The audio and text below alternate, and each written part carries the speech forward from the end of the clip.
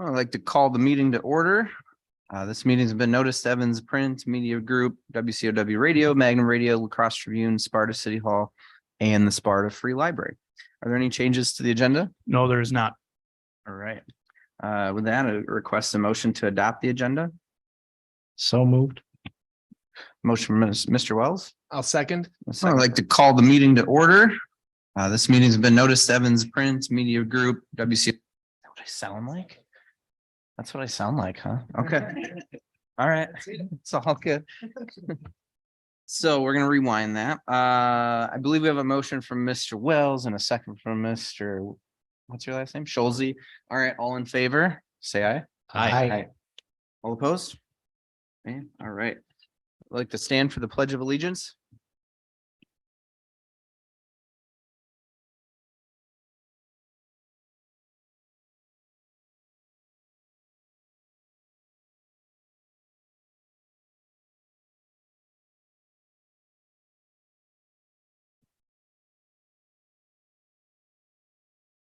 Mr. Russ, can you please read the SASD mission statement? Yes, our mission statement is to educate all students academically, emotionally, and socially to inspire curiosity and resilience.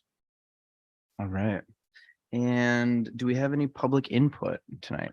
I do not believe there's any public input. All right, no public input. So with that, we can dive into reports 2A there for Memorial Field. Is that Mr. Blaha?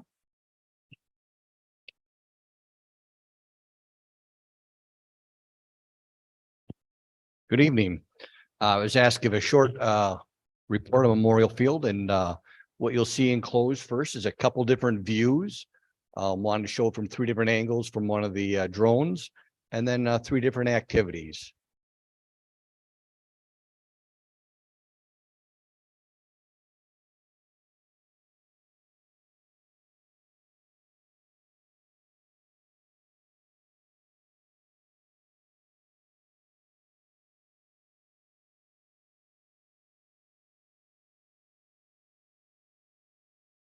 And the second part was there were a few questions and some areas looking for how things are going down there. So one of the things we've seen is when we have some performances, we struggle to hear. An example might be our band at graduation. So one of the ways we're going to address this, talking to our band teachers and choir, we do have a portable system. We don't have the right microphones right now. So we'll be getting those with next fiscal year and trying that out. And we believe that will address that part. That would not be hooked into the current system. That would be standalone. But other areas that for consideration that have been discussed, sound system, to be able to use the existing sound system for graduation and what that might take. That's above and beyond the level of someone in our district. And it would have to be probably back to someone like audio architects or someone that understands how to make it work when you're in front of the speakers and you speak and take that time to lay out. Second thing that's been brought up is being able to use the bathrooms year round or a little more extended time. Currently, brick structure, no insulation. We drain the water when the temperatures get near freezing. And then the other last one was adding additional storage so we don't have to move things back and forth. Example for graduation, that they could just stay there. So we have about half the bleachers that aren't enclosed. So those are just some other areas, and I know there might be some additional questions for me to address. Thank you, Mr. Baha. Any board members with questions? Yeah. Before the questions come, I'd like to give kudos to our Buildings and Grounds Department for getting that all set up and learning the new systems and going through some things, specifically with graduation. They did a lot of hard work making sure that we could have those, have the risers and everything like that. So our Buildings and Grounds teams did a very nice job ensuring that Mr. Blaha was in communication with them, but true collaboration effort throughout the whole process. Thank you. Questions? Yeah.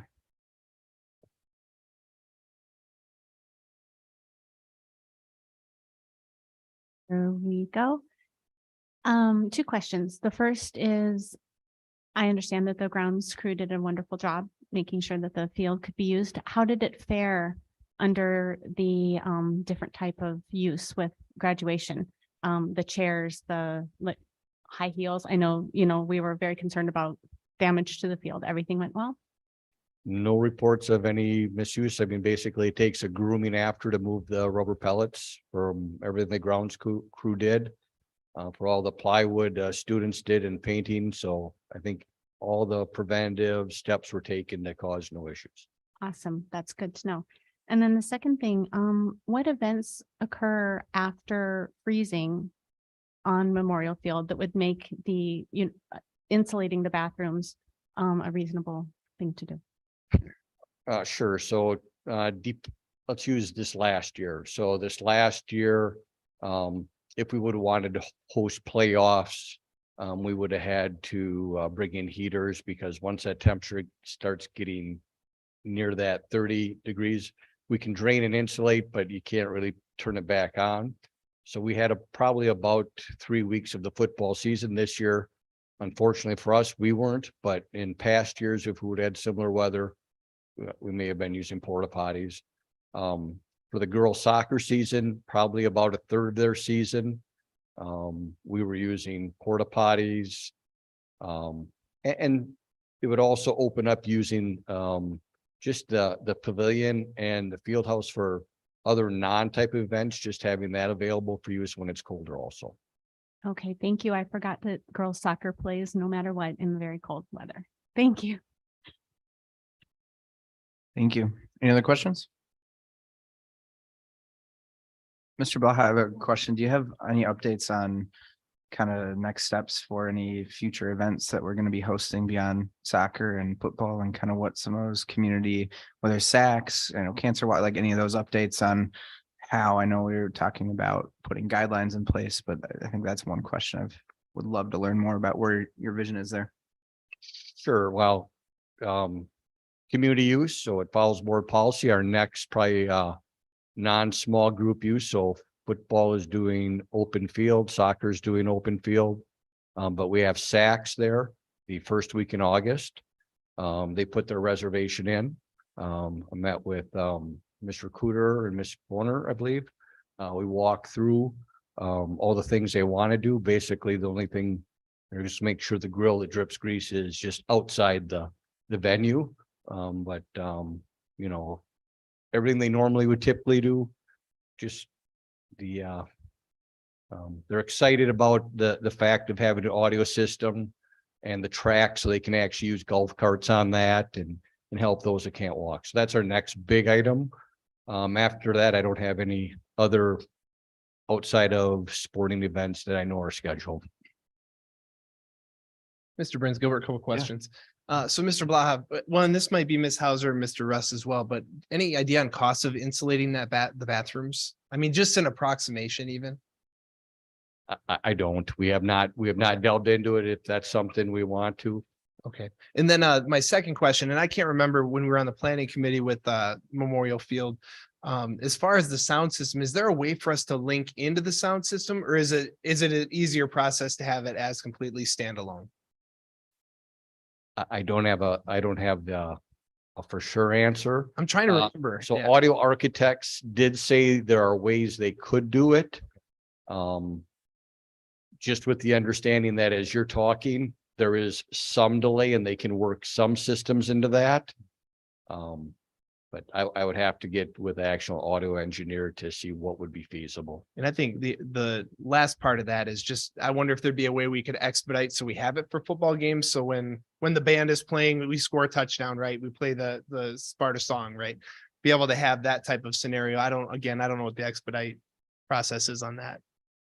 I'm through our sound system, that might not be possible through currently, but through the portable system, we're planning on doing that portable this year. And seeing how I that was- goes. Before football season, do you think? Yes, Okay. yeah, Thank we're you. looking at getting the microphones needed and using the portable systems that we currently have, the speakers, just new microphones that would help. Thank you. Appreciate that. Any other questions?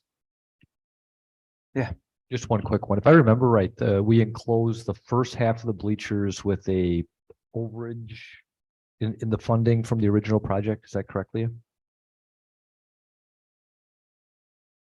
Do you remember how much that half cost to enclose? Not off the top of my head. Okay. Mr. Ruff, do you remember? I know that we got Markin and Johnson ended up doing it for us, so which saved a lot of cost, but we can get that to an update to you as well. And if the board wants us to look into those installations, we can definitely look into that too. About these upgrades, about the sound system, all the upgrades that we talked about, we can get a price idea for. Thank you. Any other questions for Mr. Blaha? Thank you. Thank you. Go right into the next one there. Sparta High School Spring Co-curricular Report. Sure. Just a quick summary of some of the things that we haven't talked in the last few months. So we did have some of the clubs present in the last few months. So I want to share a few additional things from spring.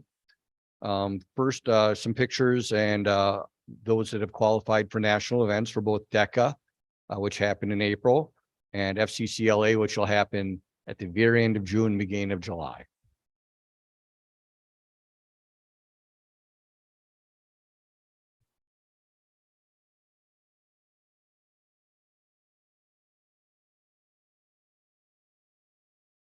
A little bit about our spring seasons, just sharing some of the highlights. One of the highest percentage of scholar athletes I think we've seen, especially when we get to the second level. And then just sharing some of the successes here. We did have 4 state qualifiers in track 2. And then Ariana Roderick did place second as a team. So this was actually her 3rd year as sectional champion in the girls team wheelchair. And she added 1 additional event this year. So 2nd, 3rd, and 5th place. So she brought home the team silver trophy.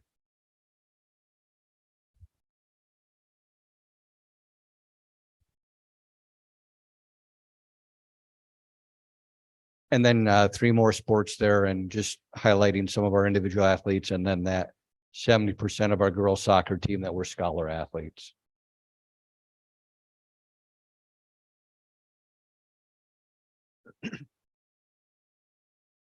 And then Penny, any questions you have? What does it mean to be a scholar athlete? Like, what does 3.5 GPA or higher. Okay. And successful completion of the season. Other question? Yes, I have a question. Thank you.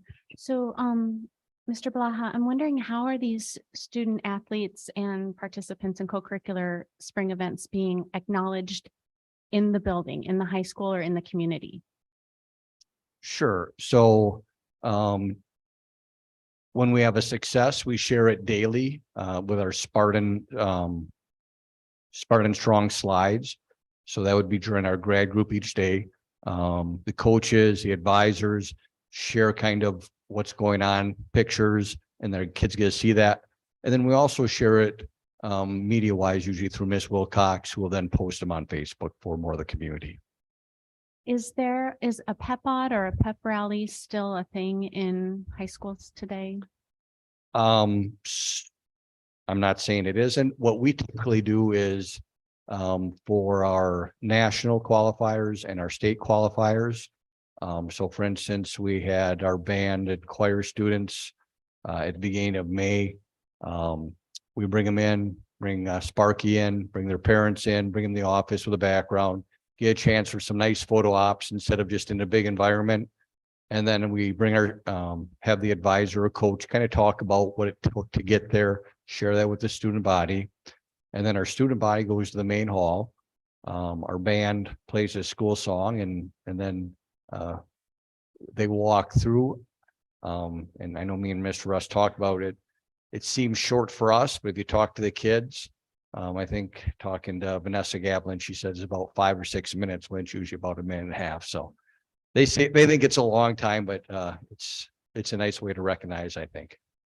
Thank you. Any other questions, Mr. Blaha? Not necessarily a question. I just wanted to add a couple of things. First, that Amy mentioned Vanessa Gablin. We've been hearing her name, reading her name all year what a fantastic senior year. I'm sure she won't listen to this, but if she did, I might as well mention her name one more time. I guess one thing I see it wasn't included here. I believe the theater program performed at the Overture Center yesterday. Haven't heard the results, but I know they were excited that they got to take a coach bus. Thank you guys for making that happen. I think it's something that was very much deserved. And then kind of off point, on point in a way.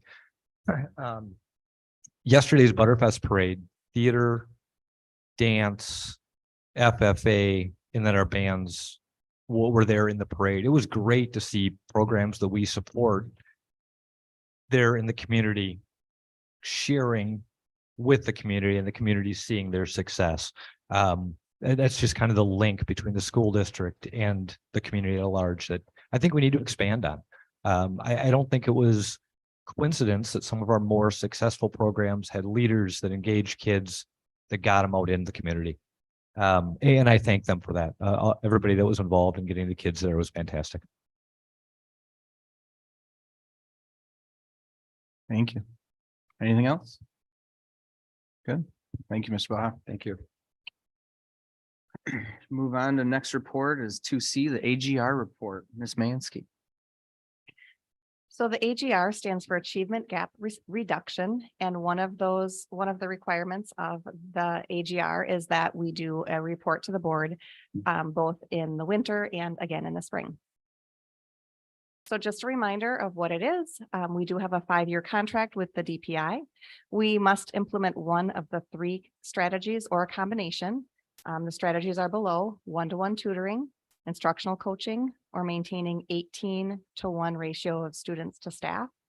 And it is for the all K through 3 classrooms at Herman and Southside Early Learning Center. So the requirements are to implement one strategy at least of the 3. We need to report the intended strategies to the DPI at the beginning of every school year. And then at the middle and end of the year, I do a report again to the DPI highlighting the results. We set performance objectives to include really how are we helping kids? And then we talk about the assessments that we use to measure our success. And then again, reporting to the school board, the implementation that we use, our objectives, and the achievement. So before we get into results, I want to just remind you that I am required to give you this data. I want you to remember that teachers are working really, really hard all year long to help students learn and grow. And that students are so much more than just one assessment will show. So this next slide is showing the schools and the strategies that they've used. So both Herman and Southside are using district instructional coaching as the strategy. And then here's where we'll see those goals. So for Southside, their reading goal is that 80% of students will be at or above the norm grade level on PALS. And so you can see in the table underneath, one part of that is lowercase letter recognition. And we can see how students are growing in their mastery. So in the beginning of the year, 19 of the kids recognized all 26 of their letters. By the end of the year, 111 students. So 91% of students made that goal. PALS measures multiple things. So it measures phonemic awareness, being able to hear sounds, and it measures sight words. It measures several different things. So when they put all of those parts together is where they get the overall PALS score. And again, you can see the growth there from 54 kids to 101 kids to 103 kids that made that benchmark. So 86% of the kids made that goal by the end of the year. So for Southside, looking at math, their goal was 80% of students will be able to count to 100. And I want to remind you that if you miss one number, you didn't count to 100. So our numbers for that went from 31 to 35 to 86. So with that area, we were at 73%. So I want to remind you when we look at the pre-K and kindergarten goals.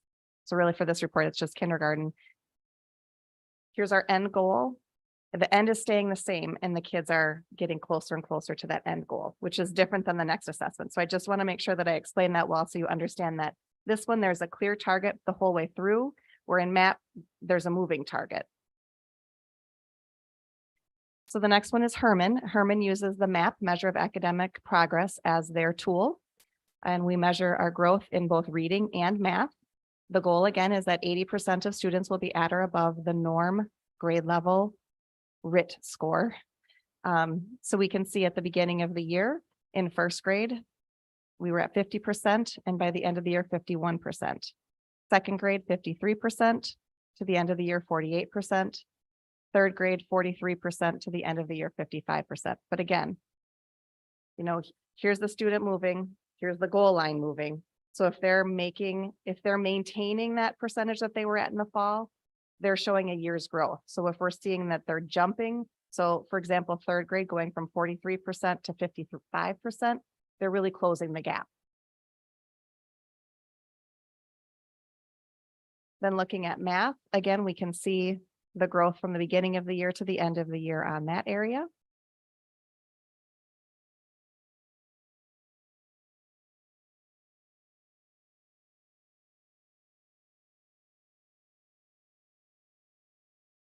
And then when I did the presentation last time, one of the questions that was asked is, how does PLC help teachers? So I reached out to each of the grade levels, K1, 2, and 3, and asked them, how has PLC helped you in reaching your goals? And so these are the comments that the teachers had made. Kindergarten really working on the SEL, helping them to build the foundation and knowing how to incorporate the SEL next steps for next year. First grade really diving into the standards and the curriculum and building assessments. Second grade, noticing that math scores were low and using their Big 10 time, structuring that time differently to really start working on how do we help the kids in math do better. Third grade wrote a lot, but kind of their main thing is, you know, teaching is a science and an art, and PLC really helps them to get better at both the science and the art and how they collaborate with each other to build their own practices. So I'll give you a moment to read that one.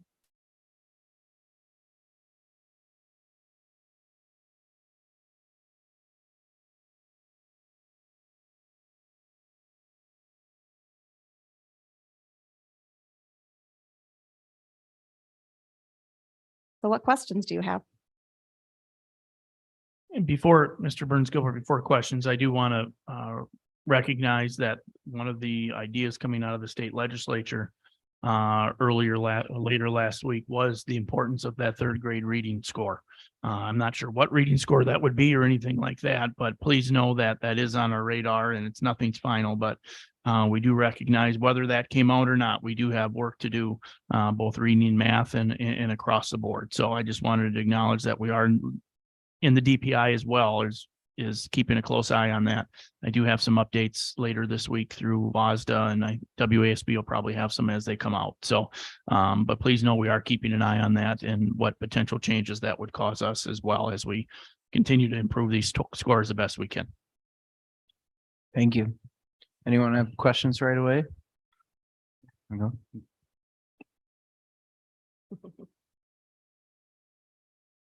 Thank you.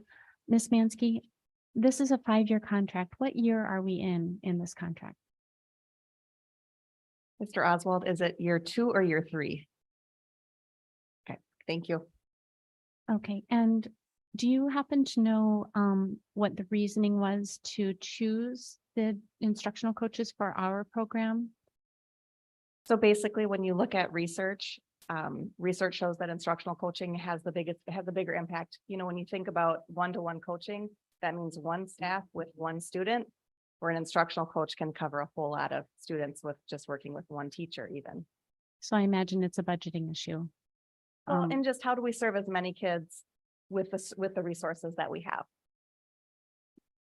Will there be an opportunity to review that and see if that is in the future, that's still the best way to go? Do studies change on that? I'm just wondering if there is a way we can do something different or maybe a combination that might help our students.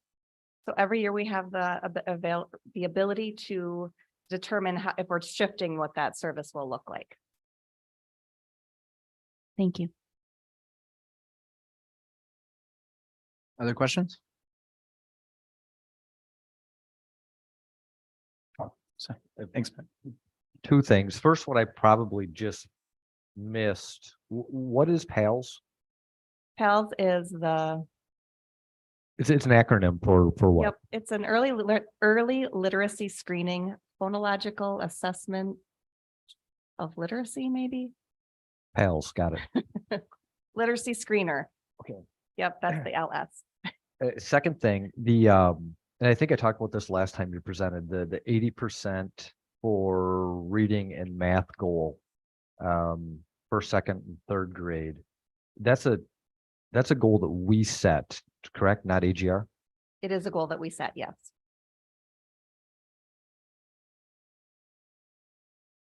I'm not big on lowering the bar, but we seem a ways away from that. Would it be more productive to put a goal that is achievable? That is something we could look at doing for next year, yes. Thank you.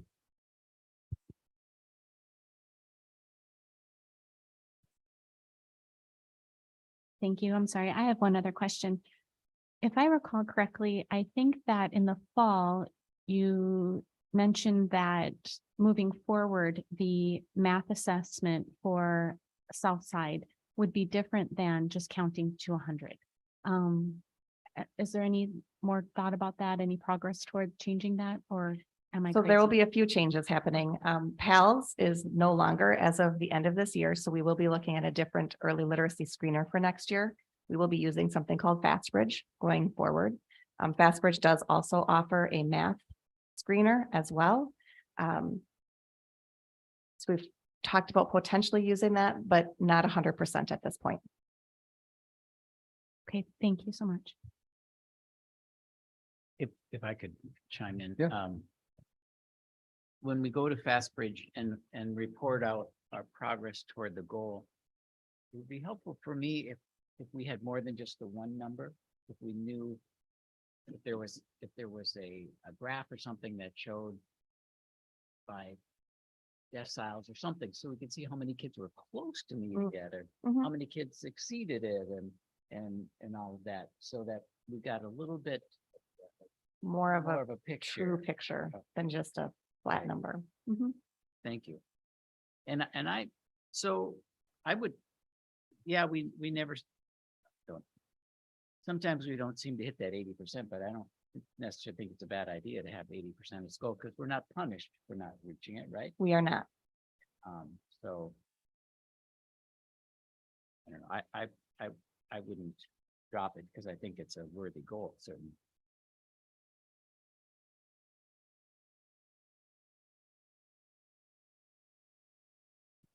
Good. Any other questions, comments from board members? Thank you, Ms. Mansky. Thank you, everyone, too. All the testing. Financial report, Ms. Hauser. Thank you. The financial report for the month of May is attached in board docs. And then later tonight, I'll be going over budget revisions for the same fiscal year, the 22-23 year, which will have even a little bit more accurate of a budget because it includes June activity. But the big things I just wanted you to keep in mind as you look at the May financials and where we're at.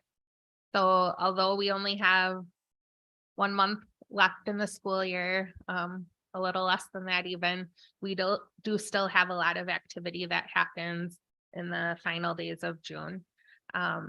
So first is we're still working on closing out all of our grants, meaning ensuring what of the grant funds we've spent, that our grants equal the awards received, that the revenues and expenses balance. So there's a lot of work there yet for that we're working on.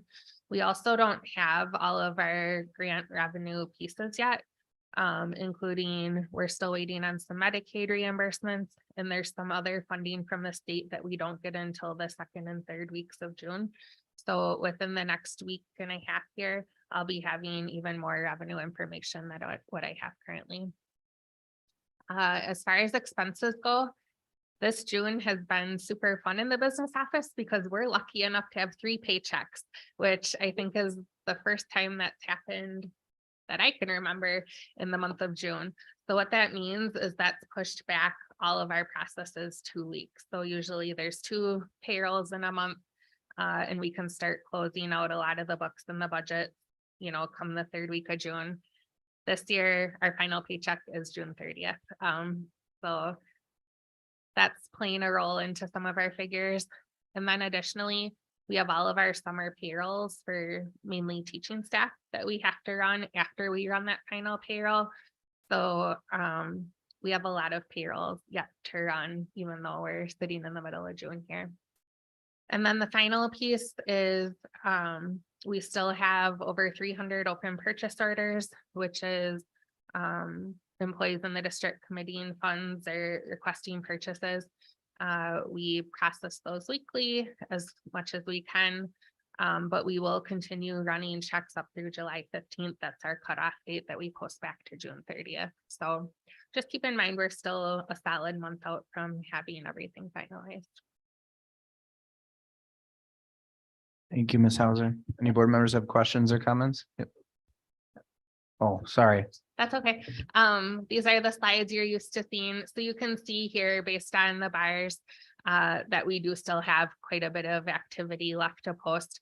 The main reason our expenses are only at about 75%, again, is we haven't run those summer payrolls, and nearly all of our teaching staff stretch their payroll over the summer months. So once those get booked, you'll see those bars closer to 100%. That's it. Now questions? Comments? Thank you. Oh, sorry. Didn't see. Go, Ms. Lopez. All right, Ms. Hauser, you said that you're still awaiting some grant revenue. Mhm. Can you tell me, for most of those grants, is that revenue that you receive retroactive? Like you make the purchase and then you apply for the, okay, so it's not like you have to receive that money and spend it still before the end of the year. Correct. The 2 ways that we get our grant money, first would be retroactive. So basically we incur the expense, we make a claim, and then we get reimbursed. So they're reimbursement-based grants. And then the other are categorical aids, which we're basically entitled to those under the state budget. So one of those big ones that we have left to get is our special education aid, the final payment of that. Also our aid that we receive for having Fort McCoy and foster homes in our district, we get basically payment in lieu of taxes. Those are our 2 biggest ones that we haven't received yet, and that we won't know the amount until we get them. Does categorical aid need to be spent in the same year it's received? No. No, okay, thank you. Thank you. Other questions? Thank you, Ms. Hauser. All right. Move on to business. We have agenda item 3A, discussion possible recommendation to approve breakfast and lunch prices for the 23-24 school year. I'll be taking this one. I did work with Ms. Testing on these slides and on the data, but she couldn't be here tonight. So first, an overview of Fund 50, which is the fund that we account for our nutrition services activities in. So first, this is the only fund within district accounting that must operate as a business, meaning you must bring in enough revenue to cover your expenses for that year. So you can't end with a negative balance.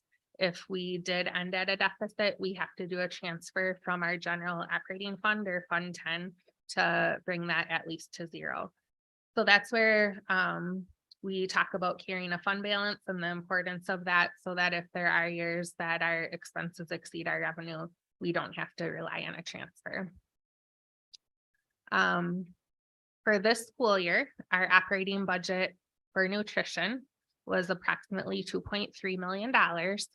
And we are projecting that we'll end the year with a fund balance of approximately $550,000. There is not a requirement for a fund balance. However, the USDA, which is our main source of income, they do recommend that that all districts have a fund balance to cover the operational costs for a 3-month period. Or for us, that's about $600,000. I can tell you that we've never really even been close. This is the closest we've ever been to that. And it's because of the additional revenue that we received during COVID. When we provided those free meals, we received a higher reimbursement rate than we would have had we been charging for those meals. So really this fund balance was attributed to a one-time event and would be quite difficult to build back to this level once we end up using it. So as we look to the future with pricing, we all know that inflation is still a real challenge out there. We still have some trucking issues. Average price of food continues to grow. It grew about 10% this past year, and then another 11.5%. We're still seeing impact on wheat prices with events that are happening overseas. We're seeing increases with fruits and vegetables. Meat, we do expect a slight decline, and this is all per a recent article published by the USDA. We also know that our wages will be increasing. So other than food, the other main expenses are people who help prepare and serve the food. So we did give an increase in wages for next year of the 5.75%. And we also know that our health insurance cost went up 10% as well.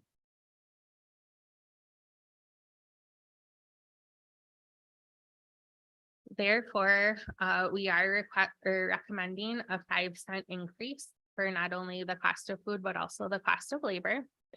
Here you can see the 22-23 or the pricing for this year that just ended.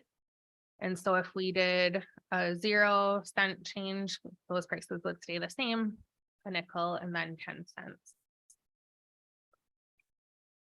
Note for breakfast that we do offer universal free breakfast in our district to the schools that qualify. And the qualifying is based on the free reduced percentage within that school. And so we'll continue to offer those at Herman, Southside, and Sales. For lunch prices, again, you can see what the amount was that we charged this year. And again, we are recommending a 5-cent increase for next year. This chart is showing based on 22-23 where we landed relative to our peers. This is something we've looked at every year just to make sure that we're still within range. And so again, this is not the proposal for 23-24. This is looking at where we are at currently this year. Also keep in mind that these prices that I gave are the full meal prices. Any student who's on a free and reduced meal, these prices would not apply. So these are to the full paid meals. Are there any questions? Okay. Mr. Renner? So what was the ending balance last year? I guess it is a big.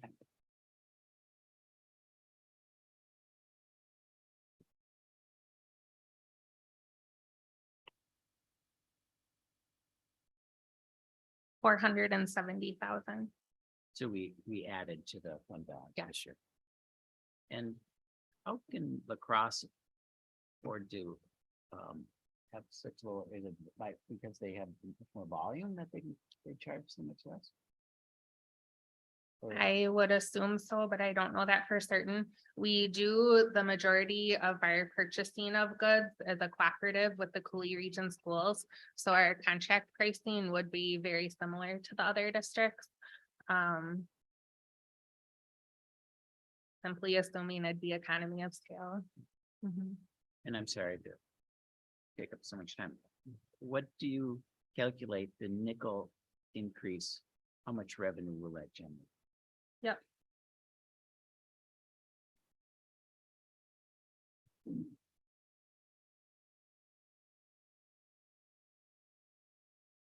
I believe it's between $7,000 and $8,000.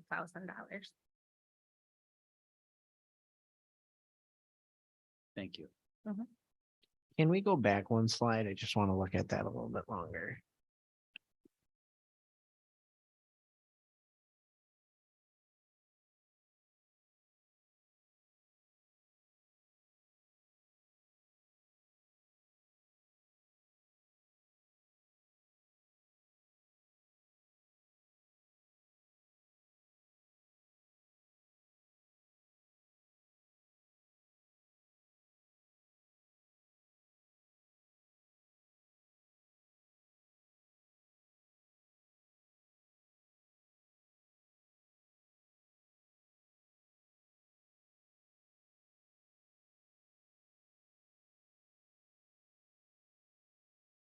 Mr. Burns Gilbert, I have another question for me. Perfect. You have a question, Todd, or did you? Okay. Go ahead, Ms. Lopez. So if the budgetary impact for a nickel increase is about $7,000 or $8,000, do you have any information on what the impact would be toward the costs for inflation and supply chain issues? Like how much more do you think it's going to cost us next year with these things in place?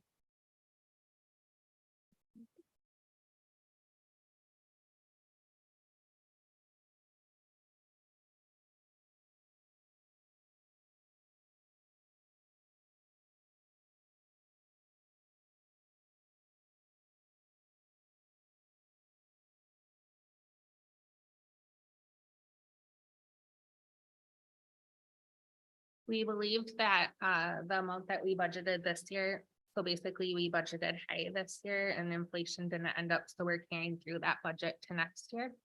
So we did, as Mr. Hendricks mentioned, we're projecting we'll add to fund balance this year approximately about $50,000. A little more than that, $70,000. And so part of any increasing costs next year, we already have attributed in what we budgeted this year. And what did we raise lunch and breakfast prices by last year? We raised by 10 cents last year. Okay, thank you. Other questions from board members? Yeah, Mr. McKenna. Again, not necessarily so much a question as if we don't need to raise, I really don't like it. I understand the FDA said we should have $600,000 in a fund to cover us for 3 months, but having money just sit there when we have families and kids that could use it seems kind of silly to me. Based on the numbers that Leah just shared, I think we can comfortably not raise. I personally would be more comfortable if it went down, but if we could just stay at the same amount as last year, I could probably stomach it. Actually, I do have a question. What can we use that money in that fund balance for? Like, we could use that for equipment in our kitchens, right? If we ever needed to. Yep, and to me, that's the biggest reason to carry it is for the equipment. So our dishwashers, for example, at Meadowview and high school are both well cared for. So we are lucky that we've had a lot of years of life out of them, but they won't last forever. Based on the purchase we just made at Herman, we know that that can be a pretty hefty price tag. And then we have all of our stoves and steamers and things like that as well. And our operating budget each year, we do try to get our revenues and expenses to equal as much as possible. So really, if we do need equipment, fund balance is where it would come from.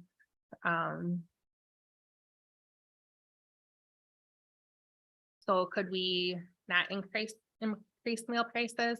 Sure. I think having a healthy fund balance right now is a good idea because we do have 2 kitchens that have some older equipment. So. Any other questions, comments? I don't have a question, but I don't think I've ever voted against raising meal prices, because if you don't raise the meal price now, then you get into a situation where you have to double the increase next time around. But in this case, if a 5-cent increase raises $8,000 in revenue, and we increased fund balance this year by $80,000, I'm willing to take the chance of not raising it and see what impact it has. So I would vote against this one. Once again, that's just the administrative recommendation, and you have more questions. There's no right or wrong answer here. So, but it's just, we feel that we recommended the 5-cent increase to, knowing the age of our biggest kitchen, one of our basically two biggest kitchens now, with their equipment, making sure that we still stay healthy, and just in case we do need to, if we do have an equipment purchase, but.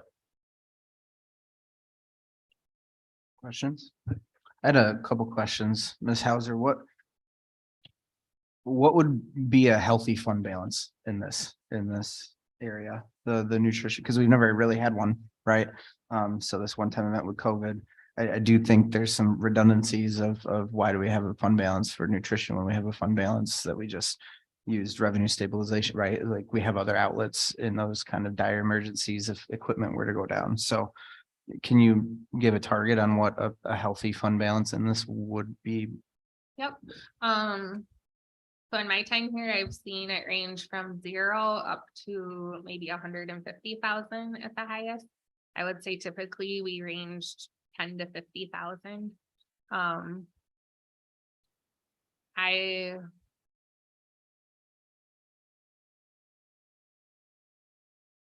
I would think we would want at least a couple 100,000 for equipment and just unforeseen things. That's good to be prepared. Yes, we have a fund balance in Fund 10, but Fund 50 really should be a self-supportive fund, including all of their equipment. Yeah. What, do you remember the price of the dishwasher for Herman we just had? Like that's Yeah, 60. I want to say it was about $58,000-$60,000. So maybe 2 or 3 of those go out and that's that balance then. Okay. I guess a couple other comments too. I don't like seeing Sparta higher than the average cost, especially when our community members knowing who is eating in our buildings every day. And so that's just seeing that 50% of our students in our community struggle to provide food all the time, right? It doesn't feel good to be higher than the average, especially. But I also know that there are, some mechanisms in place for students' families that can't afford like the pre-described free and reduced lunch pieces, and then the other outlets that our community does an incredible job. So I think those pieces make me a little bit more open to adding the 5 cents. But again, it's tough when there's other outlets there right now. I like that kind of hybrid approach, maybe of going down to 200,000. So there is some there that we wouldn't have to tap into district-wide funds for. But other comments or questions, thoughts? So from my experience, with a family of 4 kids, it would only be about $8 a month under that 10-cent increase for both breakfast. 5 cents for breakfast and 5 cents for lunch. But it'd just be $8 a month, $2 a month per kid. So that's if you're not under free and reduced lunch. Is it feasible, reasonable? I would say so for that $8,000 increase. I mean, 5 cents a time. Kid packs lunch 10 days out of the school year. All of a sudden, that's a dish.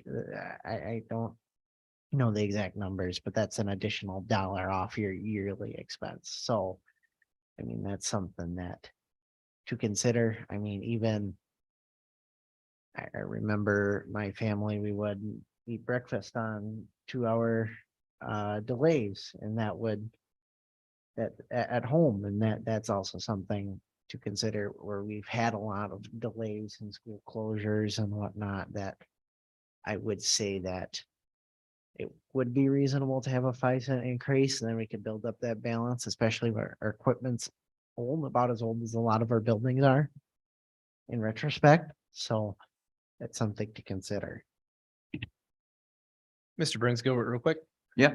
Yeah, so I guess from my standpoint here too, hearing what Ms. Hauser had to say about where our balance has been over the last number of years, and where you'd feel comfortable at a couple 100,000. I guess I would probably lean more towards what Mr. Hendricks is saying at maintaining through this year. 8,000 is great, but again, I think it's a little bit of benefit to do it, but any benefit is good, I think, in this type of scenario and situation. So I guess that's what I would support as well. Thank you, Mr. Sherwood. Any other comments, questions? Also would be open to entertaining a motion at this point, it sounds like. I would make a motion. I'd like to make a motion to recommend to the full board to keep the meal prices for 2023-2024 school year the same as 2022-2023. A motion from Ms. Lopez, I'll second. a second from Mr. McKenna. Any further discussion, comments, questions?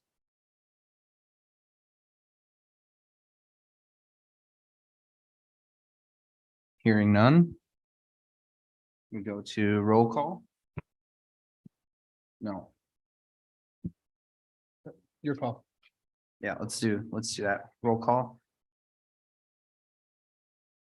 Mr. Wells, No, Mr. McKenna, Yes. Mr. Schulte, Yes. Ms. Behrens, No. Mr. Burns Gilbert, Yes. Mr. Hendricks, Yes. Ms. Lopez. Yes. By my count, that's a 5-2. We'll move this recommendation to the full board to keep prices the same for breakfast and lunch for the next school year, moving that to the full board for the end of the month. All right. Should we move on to 3B? We have discussion and possible recommendation to approve the recommendations from the Human Growth Development Committee, the advisory committee there. So Ms. Mansky. Yep, so we met in May to work on the human growth and development curriculum, and I wanted to share the requirements from the state were that our committee must have staff, parents, community members, clergy, healthcare professionals, and board members. So we do have one of our members in the audience. Kristen, would you want to give us a wave? And then we do have a couple of board members, Mr. McKenna and Ms. Lopez, that served on this committee as well. The process was that we reviewed the curriculum that they're currently teaching in grades 4, 5, 6, and 9. After each grade level presentation, 4, 5 we did together, and then 6 and 9, we had time to discuss. And then at the end of the meeting, we made the committee recommendations. So there was a lot of discussion for K through 3 about good touch and bad touch, and having hygiene videos for grade 3 for both boys and girls. And we would recommend not accepting these recommendations as they're not part of the Human Growth and Development Committee. We do think that having this conversation is really, really important. I have already talked with Ms. Moland about how do we do that with our counseling that we currently have planned. So it's not that we're saying we're not going to do that. We just didn't want this to be part of Human Growth and Development curriculum. For grades 4 through 5, keeping the videos that they watch just around the corner for grade 4, and then for 5th grade, always changing and growing up.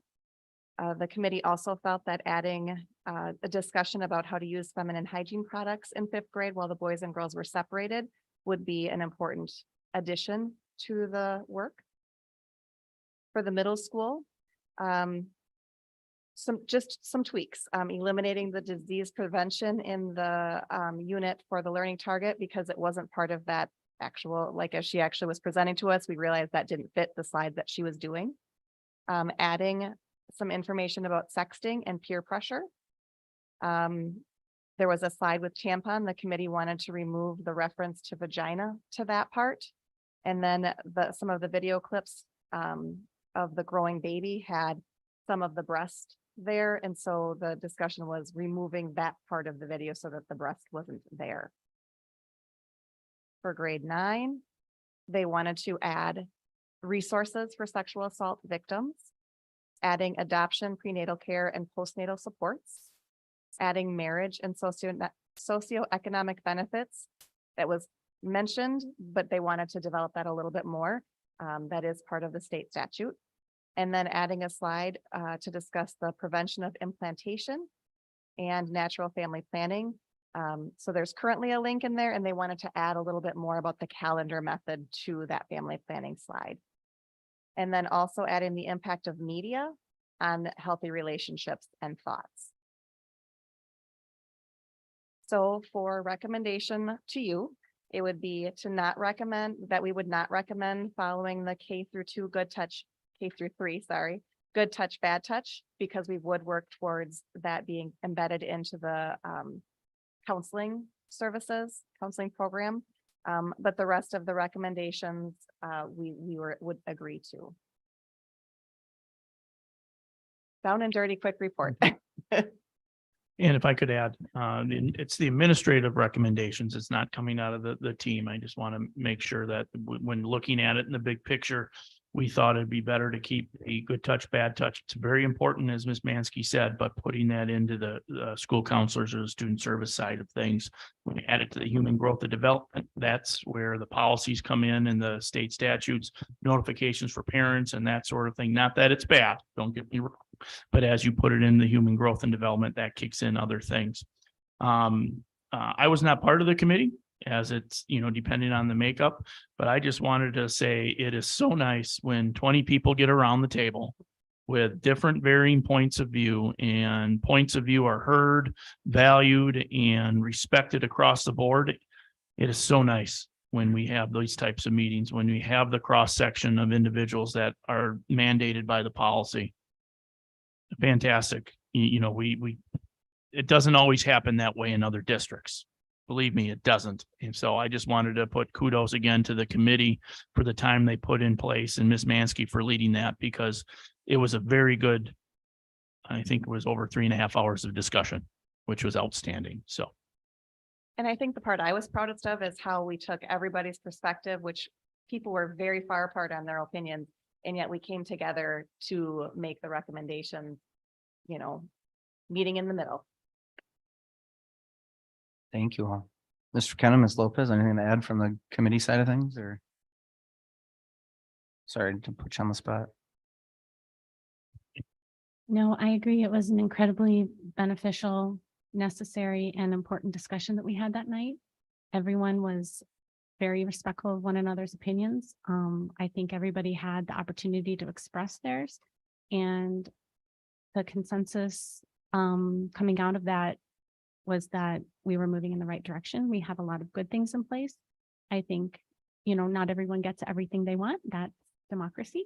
So I, in particular, liked the recommendations coming out of the committee, and whenever you'd like, I can speak more on that. Okay, so for the elementary recommendations regarding good touch, bad touch, Ms. Mansky, if we were to just have it in the counseling services, what number of students would that impact? Who would benefit from that? I guess it would depend on, are we doing that every year? Ms. Mullen and I had a conversation, but we didn't plan out what exactly that would look like. But I think if we were thinking about what we were both in our head, it would be something being done at the elementary grades, at all grades. So it would really be everybody.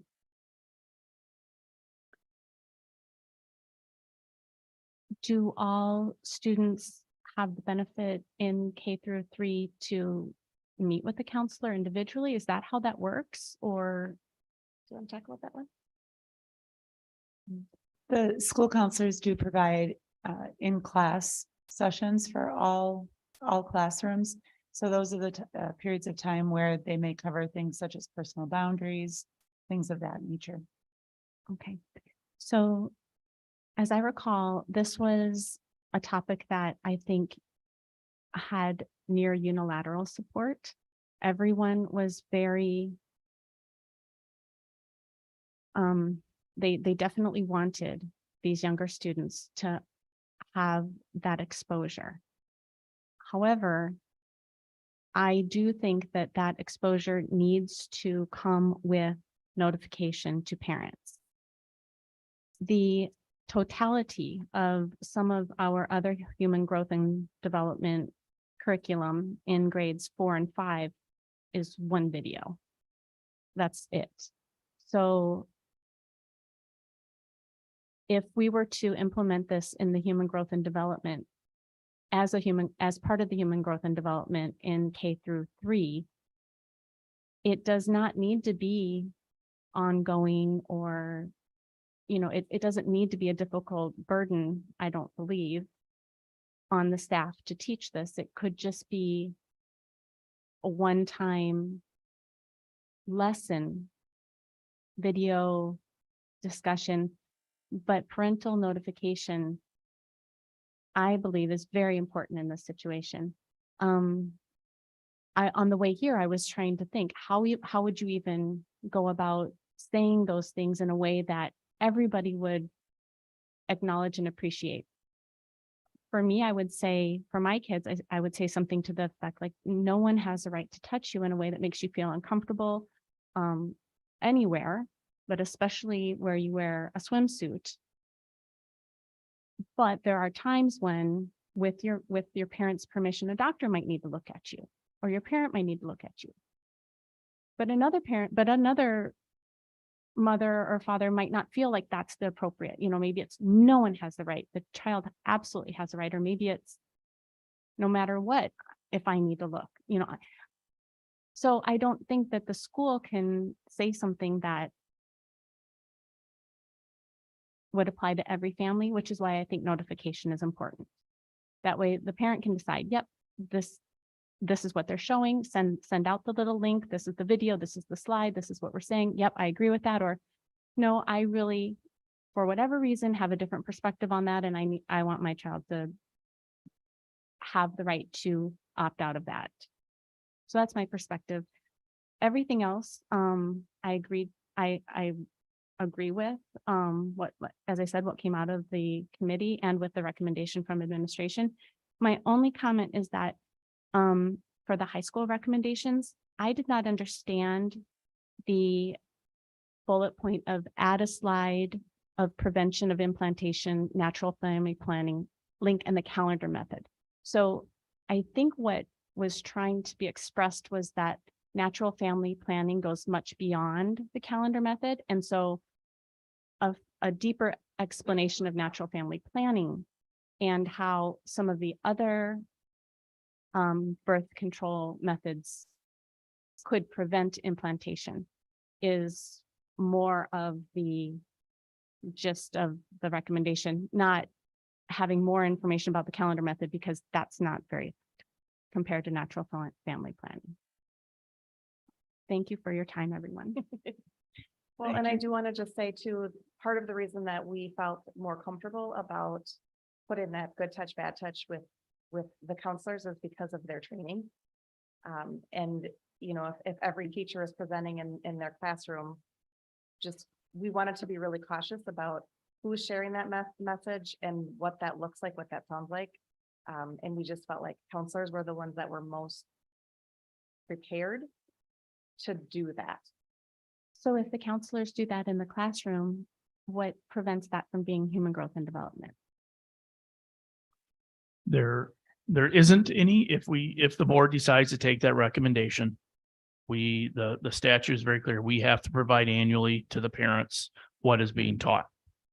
That would be fine. That's the universal. The flip side of that is if some student has a question and they have a side conversation with the counselor, and that is talked in a different delivery method, we could be getting into a point where, well, that's human growth and development curriculum. What did you tell my kid? I did not approve that. I'm not saying that's wrong. But when you put it under human growth and development, you are very strict to guidelines. And before I can talk with a student, if I give that universal lesson to you all, and it's approved by the Human Growth and Development, the board says yes.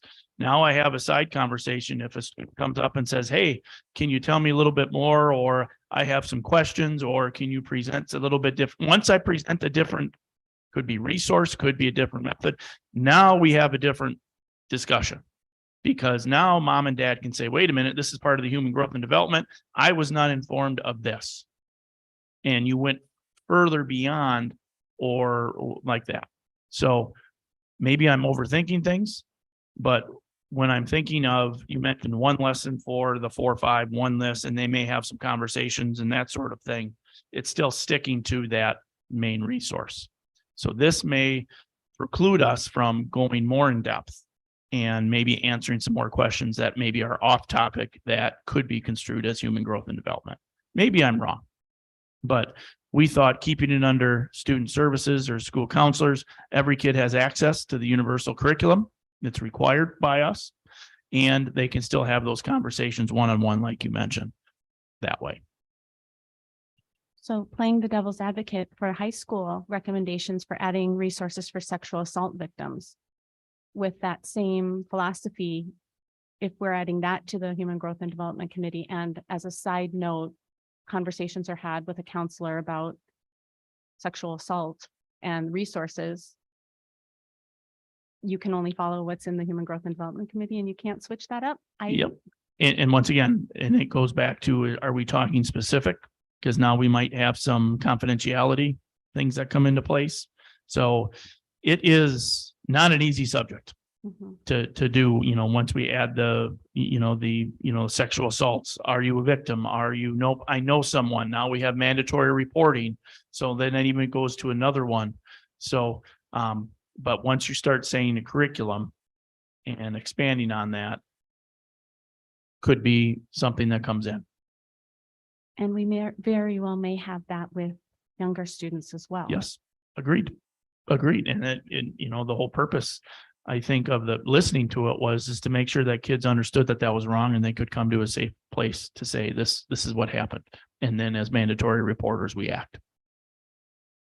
And we want the community to know what's being taught in our schools and to have parents, especially, that opportunity to say thank you or no thank you. Yep. And they have that access pretty much anything that they have. This is just a little bit more straightforward notification rather than, hey, we're going to do this in the syllabus. And putting it in the syllabus by theory says annually provided is good enough. And I can tell you, I only can speak for SHS. Miss Iverson does it immediately right before, or not immediately, but enough time for parents to act if they wish.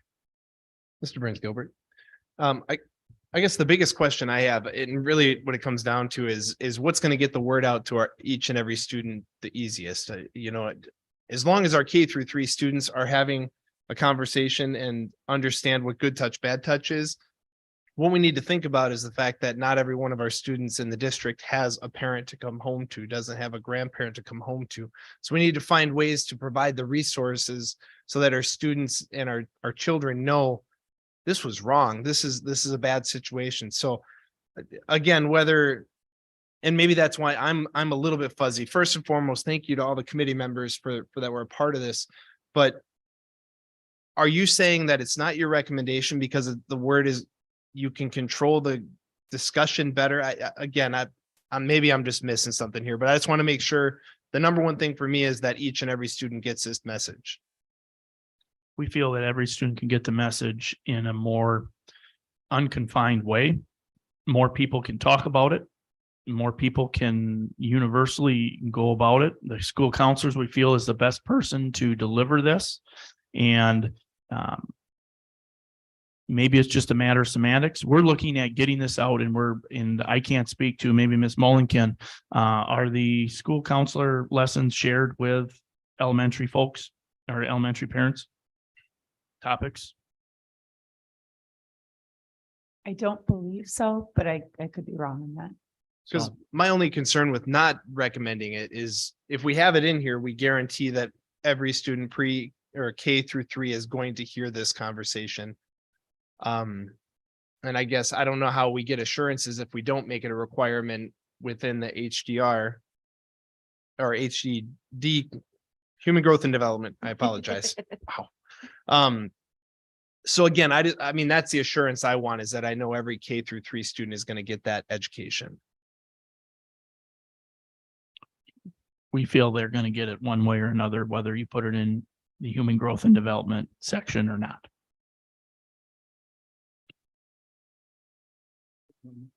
I was just gonna say, and I want that as well, but I want parents to have notification.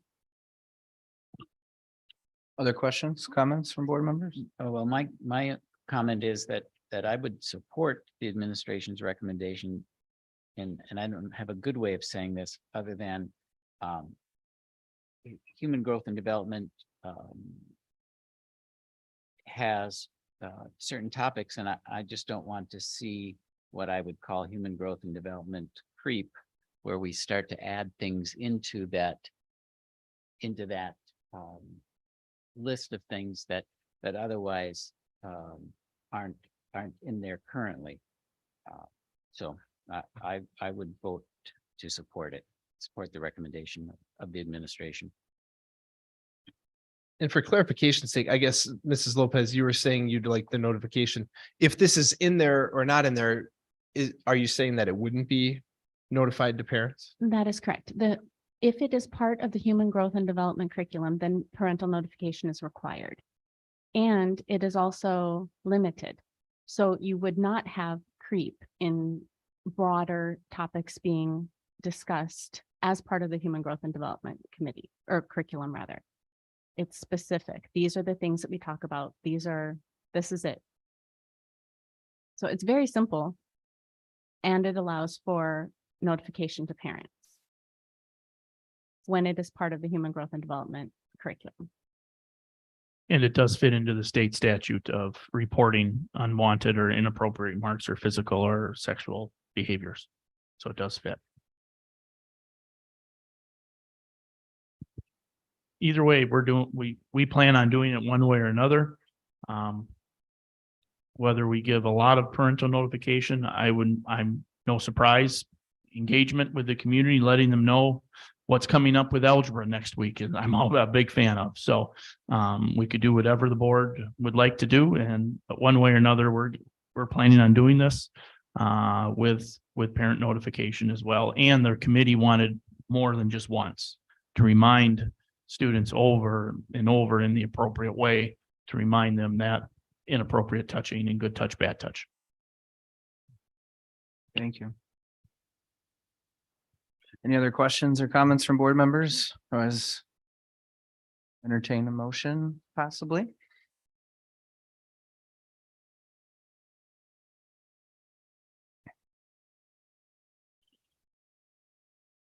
Hearing no motions? What if the you- motion? Okay. Oh, go ahead. I was about to say, and if the board needs more time, a motion to move it to the full board without a recommendation is also acceptable as well. I would make a motion to recommend to the full board to maintain the human growth and development curriculum recommendations that came out of committee. That's sufficient? Came out of the advisory committee. correct? Advisory committee. Yep. So I have a motion from Ms. Lopez. I'll second that. Is that Mr. McKenna? Yep. Second from Mr. McKenna. All right. Further discussion, comments from board members? I guess I'm going to speak to, the only one thing that came out of the administration suggesting that didn't come out of the committee is the counselors presenting grades K-3. Sam, you said we had 20 people around the table who all spoke their mind. They were all passionate, but they all accepted that they weren't going to get their way. Changing one of those things just doesn't feel quite right when we can do it either way. I think I'd like to acknowledge the work that was done inside of that room. We can do it either way, and following the recommendation from the committee makes sense to me. Can we talk about a change to my motion? Would if we were to recommend to the full board to maintain the recommendations coming out of the Human Growth and Development Advisory Committee, would we be able to add that the counselors would do the instruction? Would that be necessary or would that be important to the district?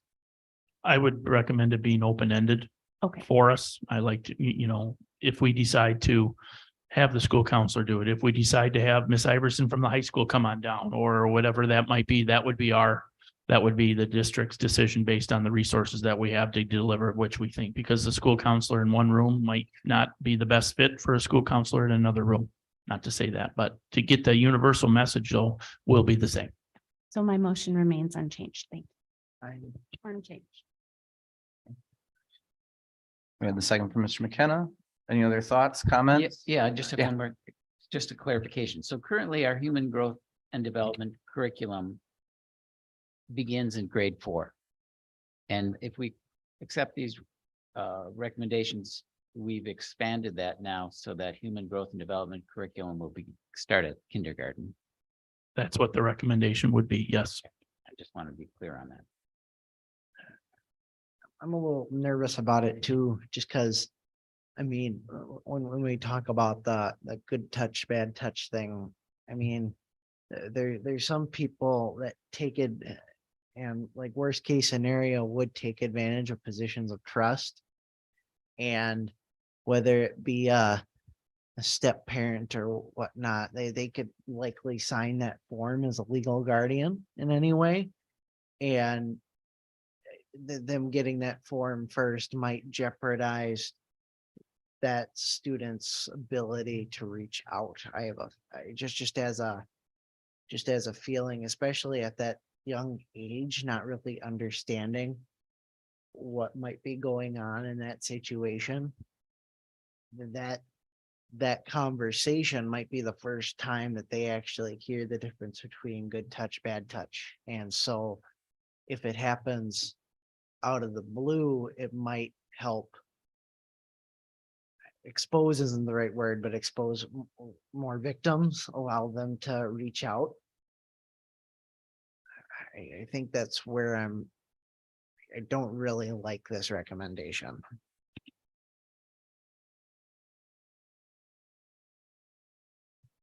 Question. So by making this recommendation from the committee, we would expand earlier than 4th grade to get that K-3 content in there. Does that open up any different liability pieces or record keeping in different ways that I'm trying to think of what other workload pieces would come from this decision that may be helpful to know. And then, so that was one question of kind of what does tracking look like and what does that on our end what look like? And I think the other piece was already answered. That was one question. I don't see that anything else coming out of it besides notification of parents or anything like that. Just looking at the statute again, I don't see anything per se off the top of my head. Everything is age appropriate, medically accurate, or, that way. We just need to make sure we present our information as always factual. Awesome. Thank you. Any other comments? Otherwise, we could maybe do a roll call vote. Yeah, let's do that. Roll call. Ms. Markern. Mr. Shozi? Yes. Ms. Lopez? Yes. Mr. Wells? No. Ms. Behrens? Yes. Mr. Burns Gilbert? No. Mr. Hendricks? No. Mr. McKenna? Yes. All right. My math is right. That motion passes 4-3 to move that recommendation to the full board at the end of the month as presented by the committee. Thank you, everybody. All right, let's move on to the next one here. So 3C, discussion possible recommendation to approve changes to policy 0167.3, public comment at board meetings. Mr. Russ? Yes, this was asked to come to the board just to have a discussion first about, is 2 minutes enough time for public input? And then another question came up about the timing of public input. Currently, we have 2 minutes for public input, and as stated at this beginning of this meeting, it's usually at the beginning. With that, in our next meeting, we have our special meeting, we'll have public input again. But the biggest question came about, is 2 minutes enough time? I can tell you when people come, they usually do a little introduction, and some of them say, I'm very nervous or anything, and please bear with me. And then once they start is when I start the stopwatch. So it's not, okay, go that way. So, but the question, the biggest question is are we looking to expand the 2 minutes or any other part of the policy? Thank you. Any questions from the board? Not questions. I just know that if we do increase this, we won't be able to decrease it in any way. So if we make it in 10 minutes, if we were to ever make it 10 minutes, so we prepare for very long board meetings. So that's that kind of our deal where we're 2.5, we could be comfortable with 3 minutes. I know we've allowed some exceptions, but when we start getting into the 5, and then all of a sudden you have 10 people show up, that's almost an hour of public comment. So perfectly fine with it. I prefer something like this to be a 7-0 vote. So I'm open to anyone else's recommendations though. Yeah, Mr. Burns Gilbert, my thought process with this, we had board members reach out looking to increase some time. And so my thought process was to increase to 3 minutes and not more than that. So that's just my input.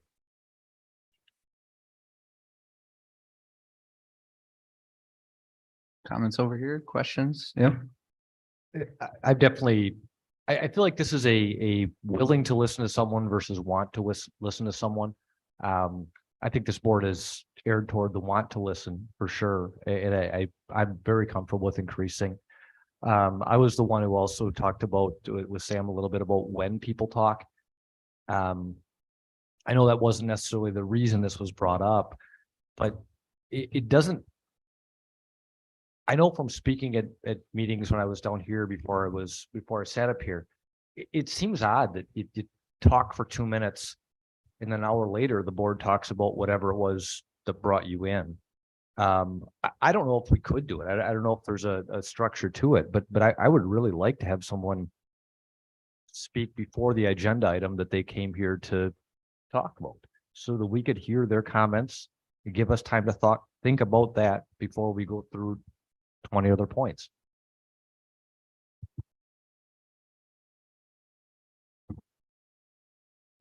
All right, so Thought. yep, thank you. I'll take it from here for a minute. I am a huge advocate of increasing the number of minutes that the public has for public input at meetings. I have stood down there behind that podium many times. You take a deep breath, you go. At the end, you take another deep breath. 2 minutes is not enough to express yourself thoroughly and accurately. I would advocate for 4 to 5 minutes. When we have, obviously, many meetings we go without any public input. And when we have a lot of public input, it is because people are passionate about what it is that they're talking about at that time. And they might not reach out to us on an email. They might not hear about it ahead of time, but they might show up. And if they do, we need to give them the opportunity to do that. It takes a lot to stand before the board, to prepare a speech and to present it. And we need to give them that opportunity. 3 minutes is better than 2, but I would love to see 4 or 5, as I said before. And to Mr. McKenna's point, if I ran the world, they'd have the time at the beginning. And then again, after they heard board discussion, I think that would be an opportune time for them to be able to have 30 seconds or a minute, if they chose to respond to board comments and board discussion at that point. But that's if I ruled the world. Thank you. Any other comments? I could be wrong, and I think that would be Amy's recommendation would be against WASB's governance rule book. I don't know exactly what it is, but I think it's supposed to be, even though we are in the community and we're making these conversations and we're trying to do what's best for the people that vote for us. In the end, the discussion that we have, even though it's public, has to be, and I could be wrong about this, but almost has to be, even though it's public discussion, it has to be in a bubble. The discussion has to be in a bubble amongst ourselves. Once we have to start allowing people to intervene isn't the right word, but once when they start throwing in their quips, comments, whatnot, it could just derail everything, and then you have to get back on the tracks of re-governing again. So maybe the when, or right before, right after might, or right before a vote might be a little dangerous. As for time, we were to do something like that 5 minutes. I don't know what was the maximum amount of people we've had for public comment, but there could be a possibility where we could say public comment not to exceed 1 hour or something. So if we did have a 5, and this is just overarching, so that way if we did have 20 people show up with 5 minutes of, with 5 minutes of conversation, if we're not to exceed an hour, okay, then it's like bad at math, but like 3.5 minutes or something along those lines. And then that way, Our current have one. policy is it limited to 30 minutes unless extended by a vote of the board. oh, look at that. That's our current policy. Mr. Burns Gilbert. Again, my feeling on adding to the 3 minutes, as Mrs. Lopez said, hopefully we're getting an email or having a phone conversation with that community member. There's a strong possibility that that may not happen. And so my feeling on public input and adding a minute to go to 3 minutes is not to give them a full platform so they can be up there for 4 or 5 minutes, but to let the nerves calm down, express how they're feeling and what they're feeling, so that if we do require further conversation or discussion, that we can start the email process, we can start the phone conversations, we can, but we're giving that opportunity to calm the nerves and then express the feelings that they're feeling. So again, that's why I'm in favor of adding a minute to go to 3 minutes, and still maintain and respect the board's time and efforts as well, administration and so on and so forth. But I want to offer that time to calm down. And then if we need to have further discussion, we need to do that. But it's got to keep going then. Thank you. I would vote in favor of raising it to 3 minutes. I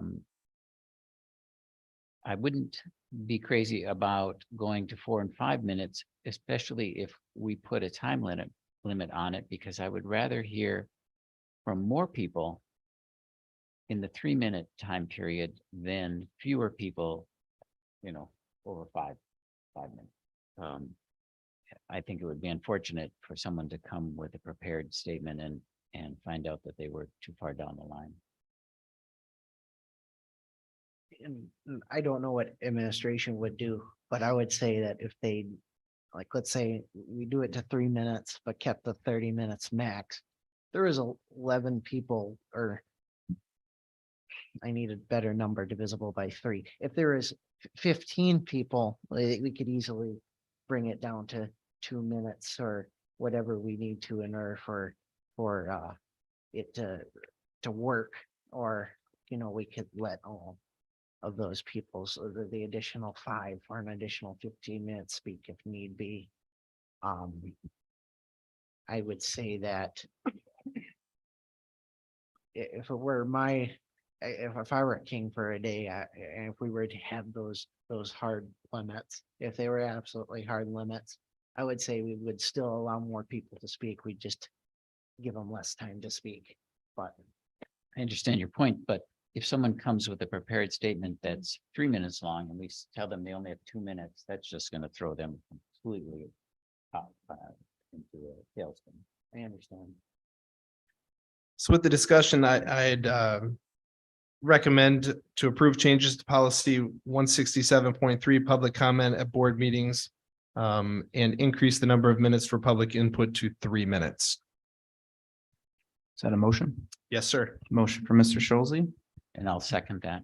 second from Mr. Hendricks. Any further discussion or comments from board members?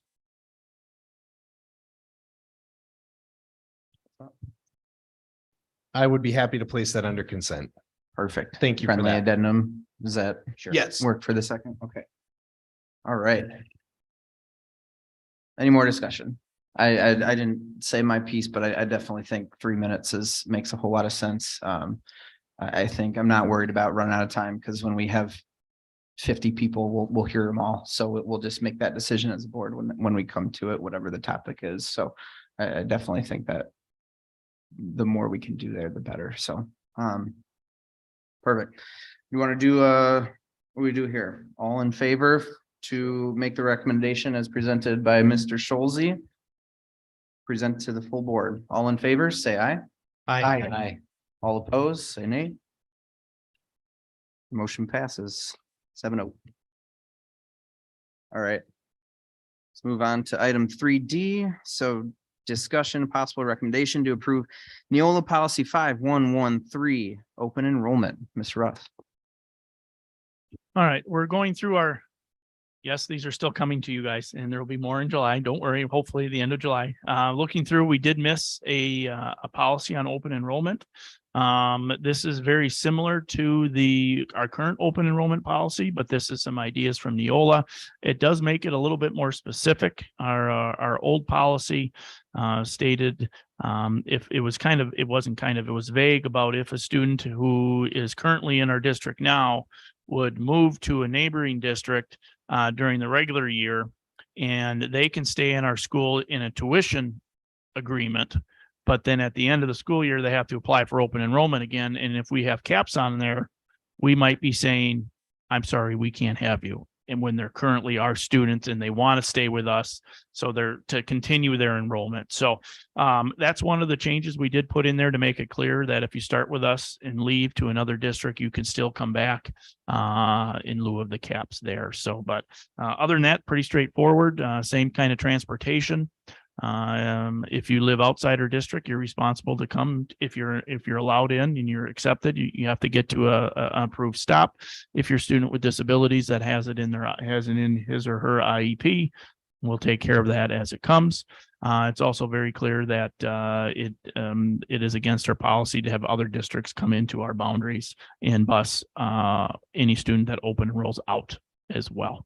So just for your consideration, article or policy 5113, and this would be fine to be put in consent if it is wished to do so.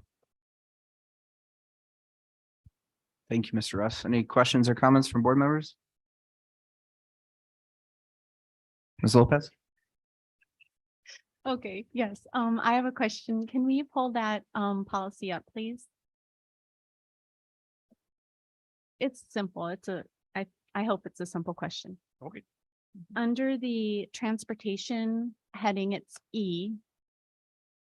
When this came to the workshop, we talked about it. It was part of the workshop and we decided to pull that policy for later. Under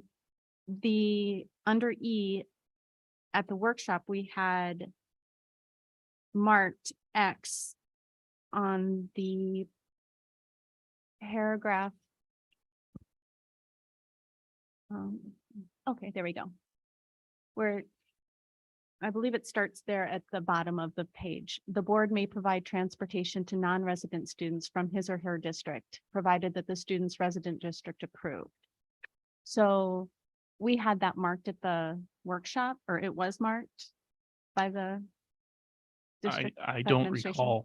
recall this going to the workshop. I apologize. Yeah, it was listed and I printed it off I printed off the recommendations that you had at that time. Okay. And this is a change. So that's unmarked. And I was just wondering It's a may, we may provide transportation to non-resident students from his or her district as long as that district approved.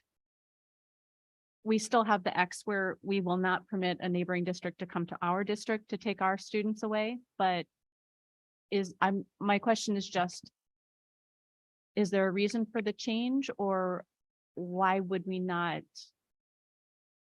allow ourselves the opportunity to pick up another student and bring them in? Thinking out loud.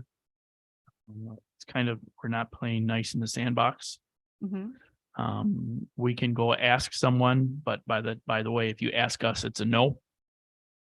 So it's very clear then that, you know what, we expect, kind of what we have right now. We're not going to permit it, and we're not going to ask either.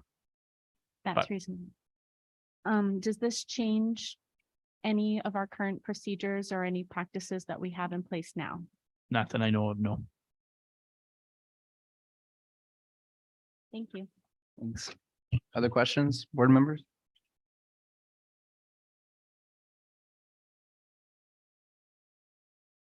No question. No other but questions? So I'll Oh. make a motion to recommend to the full board that we approve policy 5113 under consent. I'll second that. Motion by Mr. Hendricks, second by Mr. Wells. All in favor, say aye. Aye. Aye. All opposed, say nay. Motion passes 7-0. All right, moving on to 3E here. So discussion and possible recommendation to increase the number of personal days to be carried over from 1 year to the next. Mr. Russ? Yes, this came up in our monthly meetings with the association, the Sparta Education Association, about the possibility of increasing the amount of personal days that can be accrued from 3 to 4. Currently, we have each, we're going to say school year employee, certified staff or classified staff gets 2 personal days per year, and they can roll over to a maximum of 3. And it's not use it or lose it. If you say, hey, I have 3 personal days, I don't use one, 2 of them would go into this paid leave because you'd get 2 every year. This would say, instead of having a max of 3, it would allow, not starting next year, because everyone's only going to have 3 personal days max, would allow to have, you can bank up to 4.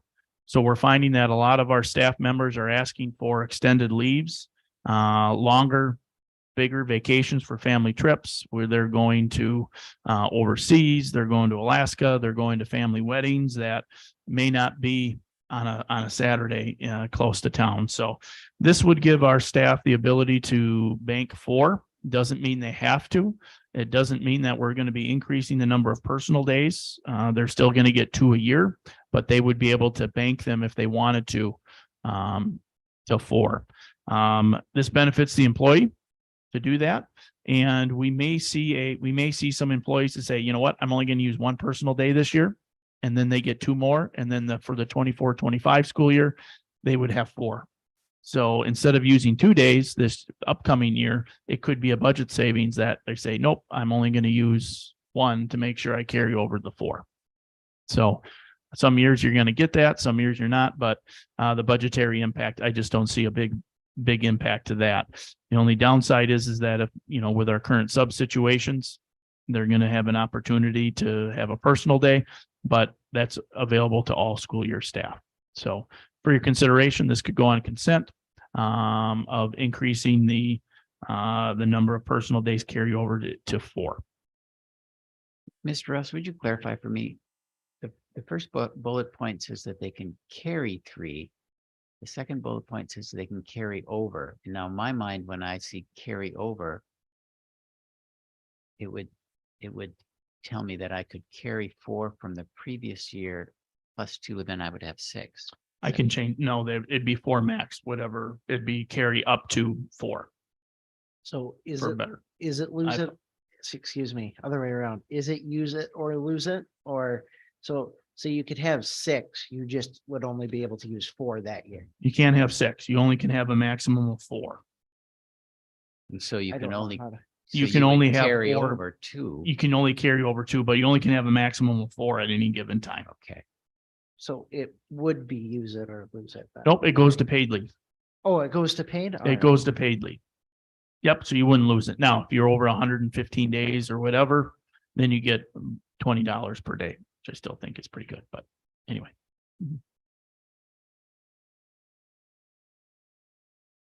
Other questions, comments from board? Is there any downside to this from a budgetary perspective? I don't see a big budgetary. I see a little bit of budgetary benefit for next year for sure, because I do think some people are going to say, well, I'm going to use one personal day for the 23-24 school year. So I have 4 the following year, just in case I want to use them. And nothing significant for staffing, Nope, this is a benefit to staff.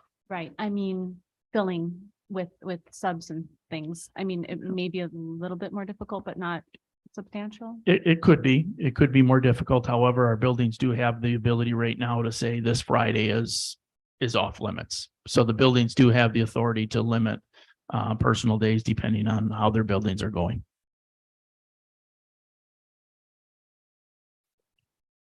Other questions? Comments? Hearing none, I'll entertain a motion. I'll make the motion to approve the administrator's recommendation to increase the number of personal days carried over from 1 year to the next from 3 to 4. I will second that. A motion from Mr. Wells and a second from Mr. Schulze. And that was just make sure I heard that to approve the recommendation as presented. Yep. All right, On consent if you on wanted. consent. On consent. Perfect. All right. Any last minute discussion? Okay, we're gonna do a roll, or sorry, not roll call, but all in favor, say aye. Aye. All. Anyone else say nay? Motion passes 7-0. Good. All right, let's move on to 3F, discussion and possible recommendation to approve 2 levels of show choir at SHS, Sparta High School. Mr. Blaha again? Yep, I'll ask Mr. Blaha to come up and while he walks there, we're seeing such a high numbers for our show choir and good success. We're going to be modeling a program after Onalaska. So. Thank you. Ms. Schneider came to me probably about a month ago saying interest had peaked. Kind of gave me some of the reasons you see here, why we would like to expand our show choir. Prep is what in other things I would call JV, but a second level, really give us a chance. Typically, modeling this after Onalaska, where typically they're freshmen and sophomore and do prep. And then typically their juniors and seniors do varsity. These were percents based on what Onalaska does. We're very near from what the board did the pay scale a couple months ago. I'm sorry, I don't remember when. So approximately about $6,000 plus additional funding for the fees for the shows that the prep would travel to.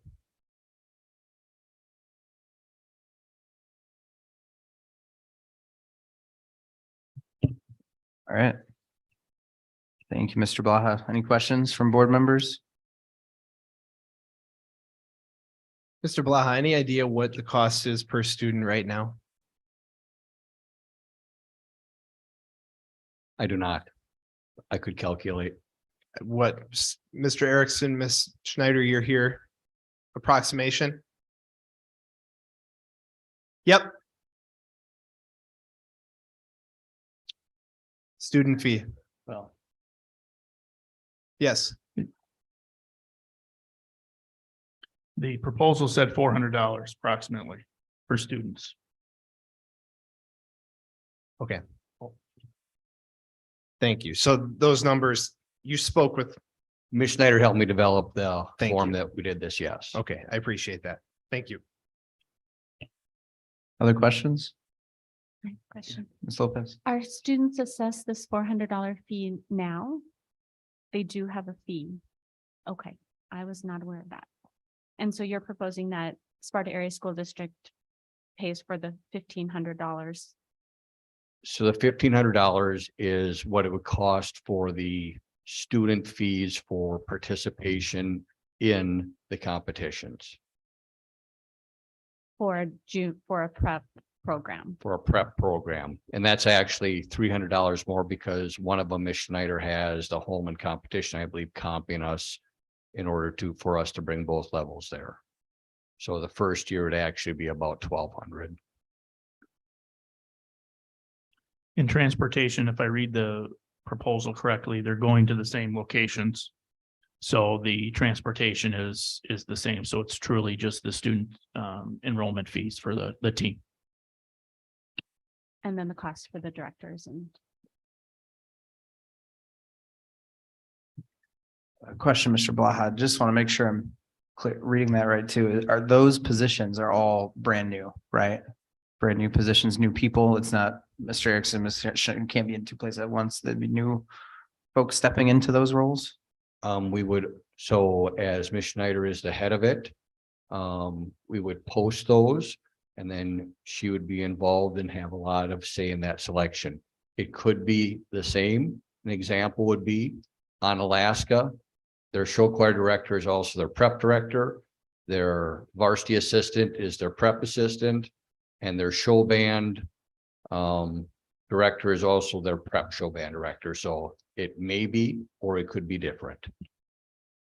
Okay. Mr. Oh, I'm sorry. Go Yeah, ahead. no, go. With a little, so as I understand it, that would be the goal, is that they would be the directors of the prep as well. I know what during auditions, they were a part of the varsity and potentially the prep students as well. so would the programs be at different times? The draft practice schedule has the prep Tuesday, Wednesday, and then, excuse me, the varsity Tuesday, Wednesday, and the prep would be. Yeah, let me say this correctly.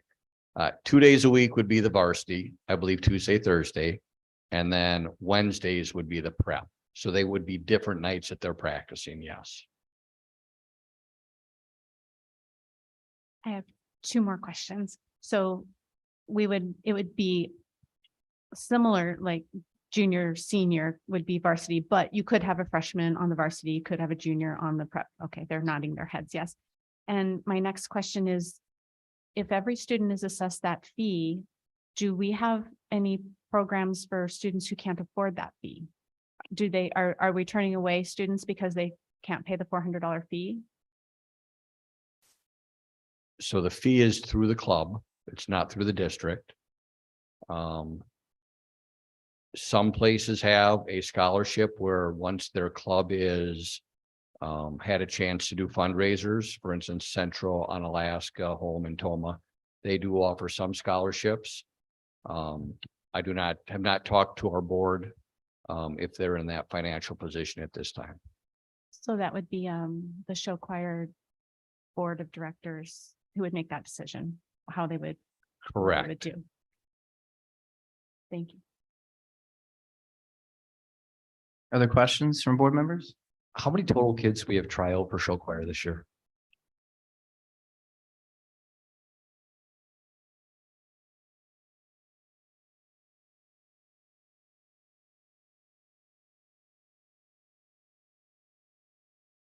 $74 students, is that what you said? Yeah, I'm sorry, Mr. Russ does have the list of all the students in the proposal. How many kids can a varsity program support? I mean, I'm assuming not 74. It's around 45. Are we currently turning kids away? We would be, yes. Yeah.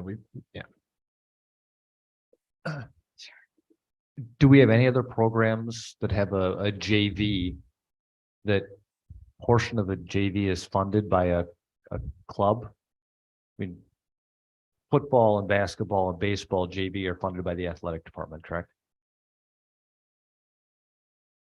Proportionally, yes. Most of their coaches would be funded and their officials would be funded by the district, yes.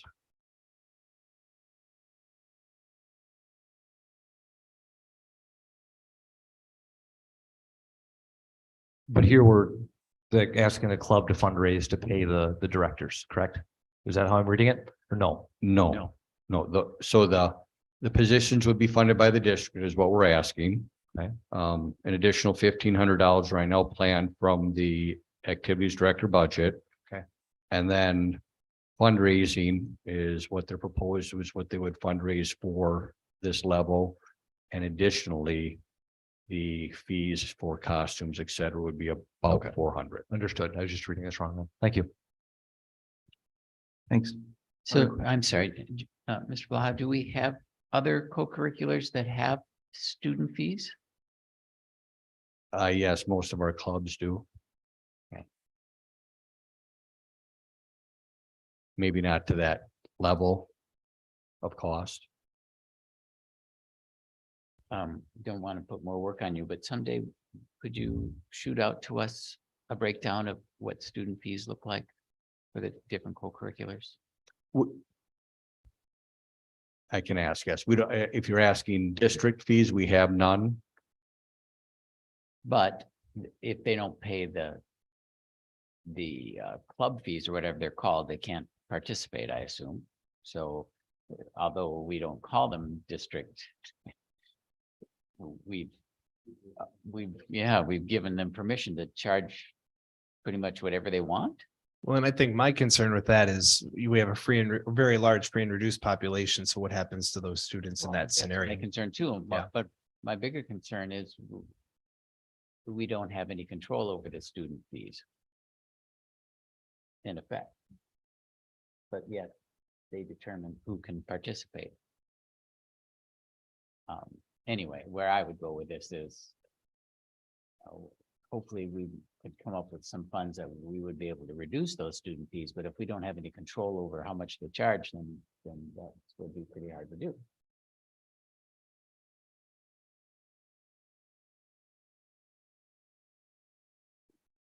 So just to clarify, Mr. Andrews, you're asking to find out what some of our club fees would be for non-district. Well, district and non-district. Yeah, Roger. I just want to know what do families have to come up with in order for their kids to be participating? Well, maybe it's one of those things again, where we utilize that free and reduced lunch to, I mean, if this is what the costs are going to be, the proposal, I think maybe you could ask Unalaska how they handle it. I mean, if we're trying to scale off of Unalaska or build a program based on how Unalaska utilizes things, they have a free and reduced population and how they utilize that. So them, Holman, Central, all do a scholarship basically off of that. So students apply for a scholarship and it may be reduced or all. And the scholarship is paid by the district then, correct? By the club. By the booster club. So I think what he's saying is that, and in a general economic sense, like let's say if they did $500 per student, 400 of those dollars is used for costumes, music, hotel, overnight stay of that student. The other $100 would be then put into the scholarship fund. And then that's how they get the free and reduced lunch-esque students in, because they'd have those additional funds, or maybe even through fundraising, they raise $10,000 through fundraising or whatever it might be. They would use that slush money or whatever, the money that they have left over for that scholarship funds, so that students who are of high needs could still participate in the activity. It's kind of similar to, I would say what like Viterbo does. They have really expensive Viterbo, but a lot of private colleges, they have a lot high tuitions, but a lot of the times they have high tuitions to compensate for high need students, but low income, high desire students, but low income can't quite afford their high tuition. Moving money into that kind of aspect. Thanks, Ms. Wells. Mr. Blaha, other questions from board members? I guess what I would say is, clearly I would love to see this go through. Mr. Blaha, if there's a way you could reach out to the different clubs and organizations to find out what those student fees are, maybe there are ways that we can find to support and build up. I don't know what that necessarily looks like, but if we have a little bit more data and information, we might be able to figure something out. Mr. Hendricks, is that aligned kind of with what you were stating as well? I'm not opposed to this at all. I would certainly vote for this. I just, given the economics of our community, I just feel badly that family would have to top up $400 a year for their child to participate.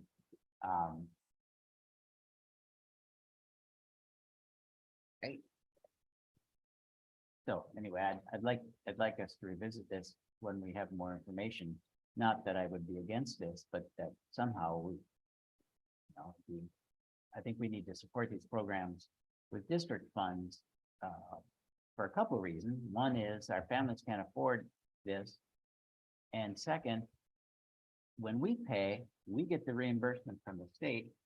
Then Tony pays, we don't. So it's time to, revisit it. Ms. Schneider, you are almost jumping out of your chair back there.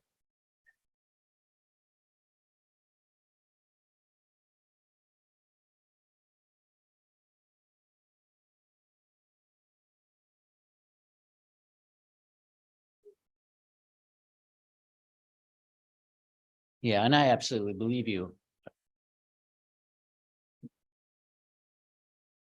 But I think there are families who would just be, who wouldn't be comfortable asking for that. And if we can remove some of that barrier, I think it would benefit us. I think the other thing, I'm not in show choir, so I want the people in the back to correct me if I'm wrong, but the nature of show choir is that when you sign up for it, you're in for the long haul, every single comp, because you're a unique piece in the puzzle. I mean, in high school, I could give Miss Adams the $20 for DECA and do nothing the rest of the year, right? You don't have to go to nationals or participate in the competitions. I know a lot of my friends just did DECA just for the little field trips that they had to Valley Scare or Miller Field or not Miller Park, American Family Field now or whatever it is, because that was just a fun thing to do with their friends and it was under that organizational roof. Of course, they push them to do those extra more curricular things. But the nature of show choir is that you sign up for it. You're that unique piece of that puzzle, and that you're not a part of that puzzle. It kind of diminishes what the extent of what they were able to do to become nationally acclaimed this year. So that's the kind of thing too, where the $400 for costumes, music, hotel overnight stay almost has to be upfront, right? Because in terms of like a DECA, you don't have to do those things. But when you audition for like a show choir or audition for a musical theater, it's expected that you're in through each part. I mean, just imagine us doing the Addams Family musical without one of the Addams Family members. Like that would be a really bad scenario. Thanks, Mr. Well. Yep. With that, I would make a motion to recommend to the full board approval of 2 levels of show choir at Sparta High School. I'll second that. Motion for Mr. Scholze, second for Ms. Lopez. Would you like that on consent? Absolutely. Thank you. That's fine with me. No too, worries. but can we have a little bit more discussion? Absolutely. Further discussion. Go for it. I guess my question with show choir, is it considered a club or a sport when we're talking about like varsity and JV? So is it considered more of a school activity or a sport? I'm sorry, you're asking, is it a club or a sport? What, I mean, yeah, I mean, when we're talking about varsity, I think playing a varsity sport. Yep, so show choir typically has a varsity and a prep. Okay. They do compete. Okay, that's what I thought. Um, So our sports teams aren't paying for their uniforms, AKA the costumes. So I guess I'm just, I don't know, I'm confused why would show choir be different? Don't I mean, not to play devil's advocate, but don't the costumes change every year? Yeah, that's probably why. Cause, I mean, I wore 30-year-old band uniforms, but I don't think anyone in the show choir would be able to wear 30-year-old show choir uniforms. Because everything just changes based on what the theme is. I think this year's basketball uniforms were bought by the club, were they not, John? the boys basketball, girls basketball, football are all bought by their clubs, yes. Did you say football as well? Yes, we, So Did the not ha- district doesn't typically purchase the uniforms, that it's purchased by the club? So this. I would not say typically. I would say in the fiscal constraints we were under, they wanted them. The funds were not there. They chose to get them when they wanted them with what they wanted. But there is a rotation as funds allow. And these students, that when they purchase these uniforms, they're theirs, they keep them? Is that correct? I'm Show sorry, choir. I'd have to ask.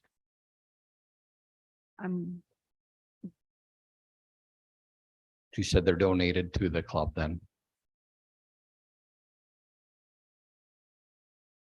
So when we're reviewing how to potentially help some students be able to participate, maybe would the board be willing to also look at how the district could perhaps contribute to a uniform fee somehow per year, or per, I don't know, especially if we're making the student pay, but then we keep them. Just Maybe an seems- allocation or Well, with allotment. it's hard with the rotation of, I mean, I understand like the football uniforms are used Right. for years, but. I just want to, I'm sorry to, I don't mean to stop the discussion, but I just want to focus it in on the 2 levels of show choir. Sure, okay, no, that's fine. So. And this is absolutely further discussion that we can have. Yes, but Down the road. Do you have anything else, Ms. Barons? Any other comments? Should we move forward to a vote? All right, this was gonna be on consent agenda. Mr. Schulze was to move forward to the full board, the recommendation to approve the 2 levels of show choir SHS as presented. Correct? Yes, sir. All Placed right. under consent. Yep, placed under consent. All right, all in favor, say aye. Aye. All opposed, say nay. Motion passes 7-0. Thank you all. All right. Next. 3G.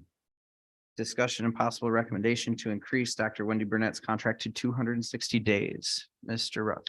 yes, it was brought, was asked to put this on the board agenda. Currently, Dr. Burnett oversees Montessori, High Point, and sales, and is the summer school coordinator or the organizer. Not necessarily always in the building during those times. This year, I can't really speak to what's happened in the past, but this year it's staggered the building administrators across, and district administrators have all chipped in. Dr. Burnett is the only principal, full-time principal that we have that is not 260 days. All the other principals are 260-day contract. Dr. Burnett is currently at a 244-day contract. And if the board decides to put Dr. Burnett, which would be the Montessori, High Point, sales, and summer school coordinator position full-time, that would be about, or 260 days, that would be about a $7,500 increase. That would be effective July 1, if it did go through. Thank you. Questions from board members? I don't have a question, but this, for me, this is just righting a wrong in my eyes. Like we just, every other principal's full-time. Let's get Dr. Burnett to 260 days. 7,500, well worth it. And I don't know necessarily the history, why or anything might have been a budget or anything like that, but I don't have any past history. I think what it was is everything was so disjointed. That we had a principal here, and so it was kind of a catch-all. And so again, this just brings her up to full-time principal pay. Mr. Schulze, was that a motion?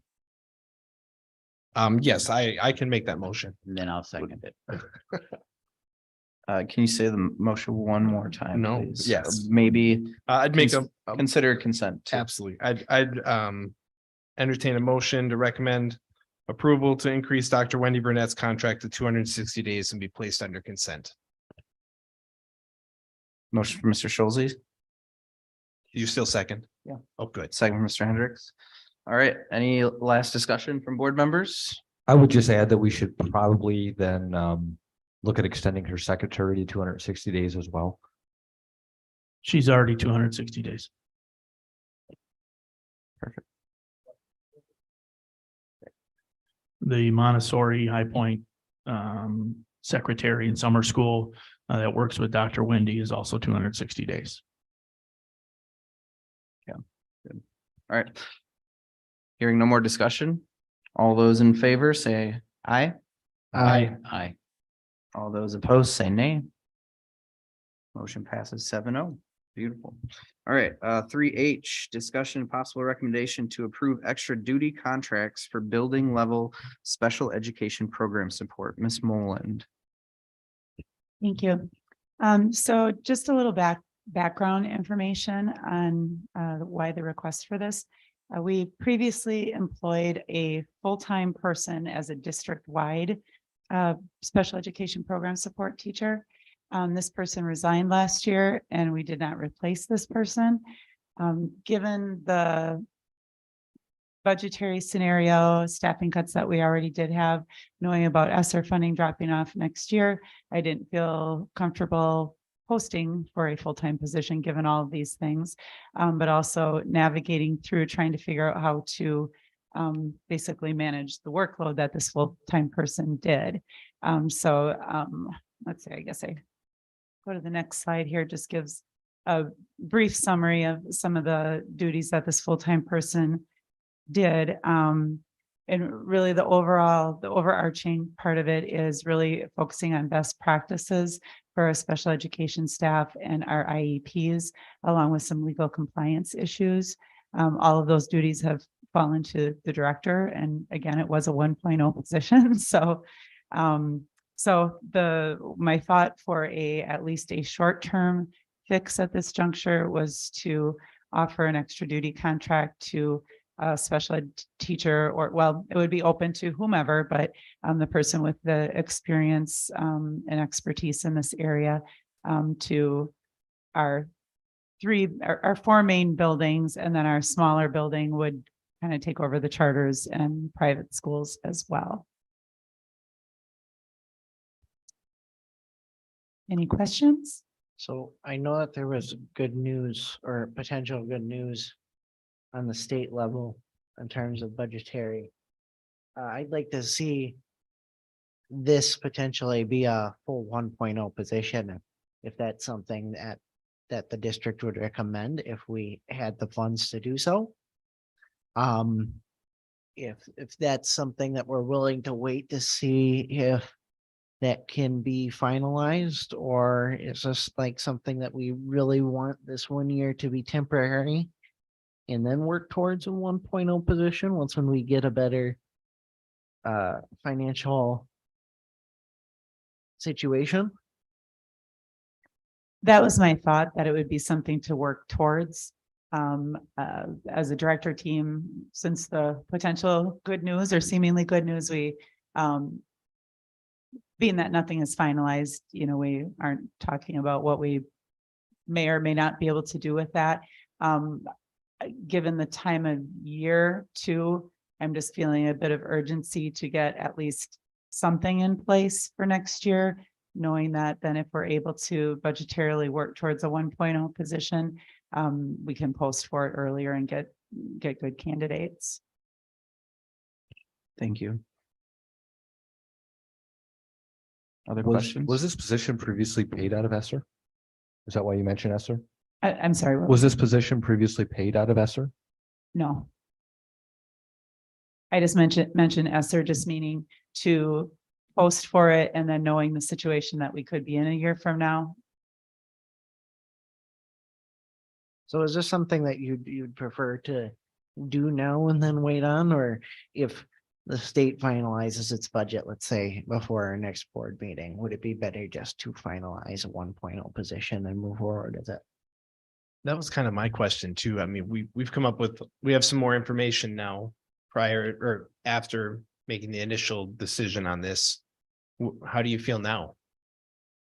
We still feel the same. We talked about it with the timing. As Ms. Mullen said, you know, we get a 1.0 position, we post now.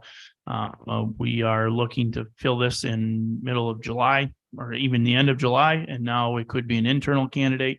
Finding student special education teachers is difficult already, like many positions that we have. And if we can do the essential function, which we feel that these positions do, and wait, and it's not just about the budget savings, it's about the timing as you put everything in. I truly believe, as Lisa said earlier, that this is the best way to go. And then once everything settles, let's post late spring, and then we can go from there. Mr. Burns Gilbert, I'd make a motion to recommend to approve the extra duty contracts for building level special education program support be placed under consent. I'll second that motion. We have a motion from Mr. Schulze, a second from Mr. Wells to move forward the proposal as presented. Other comments or questions from board members? At 6%, that's about $2,600. Yes. We're anticipating, I talked to Ms. Mullen, we're talking roughly 5 to 6 hours a week outside of the school day, looking at these sorts of things.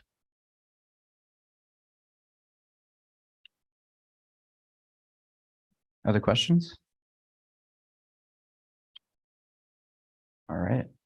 I think for me, it makes absolute sense to give our students and our staff the support they need. So, and I think I like this idea too of using this almost decentralized to help give the buildings that support, and kind of fits with some of our board goals conversations a little bit too. So thank you for bringing this and offering that. Appreciate that. So no other discussion. We'll go to a vote. All those in favor for moving the recommendation forward as the motion stated from Mr. Schulze, say aye. Aye. All those opposed, say nay. Motion passes 7-0. All right. And that could be on consent. Yep. Perfect. On consent. Yep. All right. 3I, discussion and possible recommendation to approve budget revisions to the 22-23 budget. Ms. Hauser. Thank you. This is also attached in board docs. So again, the same commentary that I had earlier tonight about where we're at in the budget cycle does apply here.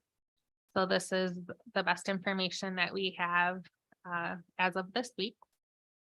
So for revenue, the last time that the board revised the budget was in March.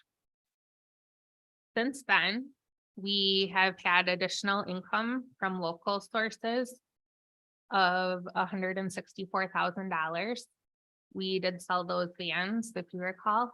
And also our interest income went up from about 13,000 last year to approximately 150,000 this year.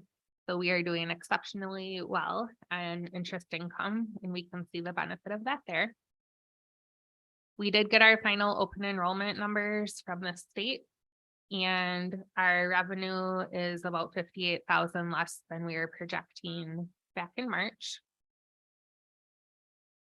Our federal grant revenue, we did adjust for our DODEA grant. So we ended up utilizing a little bit more of that this year through the good work that the instructional team is doing with the DODEA grant. And then finally, we did get some Medicaid reimbursements from previous years. So a Medicaid audit is done, and then they settle up costs in many years that results in additional income to us. And that was just shy of $25,000. So overall, since March, our income has increased $196,000. As for expenses, we did add educational assistance support in targeted areas throughout the year, which is typical. Most of our educational assistants do work with our special education population or our early childhood population. And so those are some slight increases there in that support. Our overtime also went up. We know how much snow we've had. And so that requires a lot of additional resources in our buildings and grounds department. Under substitutes, we did add another building substitute, which is a substitute who is present every day and then is assigned for the needs of the building for that day. We added one of those at Herman mid-year, and we also have had many more long-term sub-assignments than we originally planned. As far as benefits, the WRS, Wisconsin Retirement System, and FICA go up correspondingly when wages go up. So our wages increased just shy of $200,000 from where we were at in March.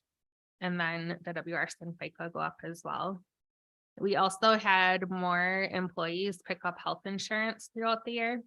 This could not only be because they're new to the district, but maybe they've aged out of their parents' health insurance, or maybe they got married or had a child. This is a pretty significant gain compared to what I've seen in previous years. This was definitely one that was not as expected. Moving on. Our school budgets, we did finish the year with a slightly higher investment in the building budgets. Particularly, some of the buildings had some additional resources that they needed and furniture and things that they needed that were discussed on a case-by-case basis with the building principals. Our instructional services budget, we did go over by about $20,000 from where we're at in March, with the biggest change being in our ECCP and Start College Now. So the number of students who have been taking advantage of these college opportunities has drastically increased, which we're seeing on the expense side, but it is such an incredible opportunity for our students. The instructional services department has been doing a wonderful job of looking at those costs and how we can add more efficiencies through things like textbook management programs and things. So that's a number we're glad to see grow, but we're also looking to see how we can contain those costs going forward. Our student services budget is pretty much right on par. For business services, our buildings and grounds operating budget, we did come in under budget. However, we have made some targeted investments off of our long-range plan. So we did the baseball dugout that you've previously talked about. The Meadowview PA system, we did have to put a down payment on that so that the equipment could be ordered. The tennis courts, we weren't sure on the timing, and they were able to time it that they could get it in by June 30th. So we took that opportunity. And then also as part of our facility study, we decided to have a district-wide roof inspection done. That is a very detailed roof inspection with core drillings and things like that, so that we have some really good up-to-date records on what our roof situation is district-wide. So together, those were additional costs from where we were a couple of months ago of about $135,000. You'll see a transfer to Fund 46. This is the Gridiron Club did give us a portion of the donation to help with the scoreboard and their contribution to Memorial Field. And just the way that district accounting works, we had to receipt that money into Fund 10 and then transfer it to Fund 46. So it shows up as an expense, but we had revenue also. The technology budget, we did come in $40,000 under budget. However, transportation, I had reduced mid-year because we were using 1 to 2 less routes than what we had planned on in the beginning of the year. Through the course of the year, we ended up having to add those back. So we're closer to where our original budget was at. but we are up from that March budget. Additionally, we've had to add an extra route this year for students with unique needs, whether it be a medical need or they can't complete the full school day. So we have lots of special runs going on throughout the day.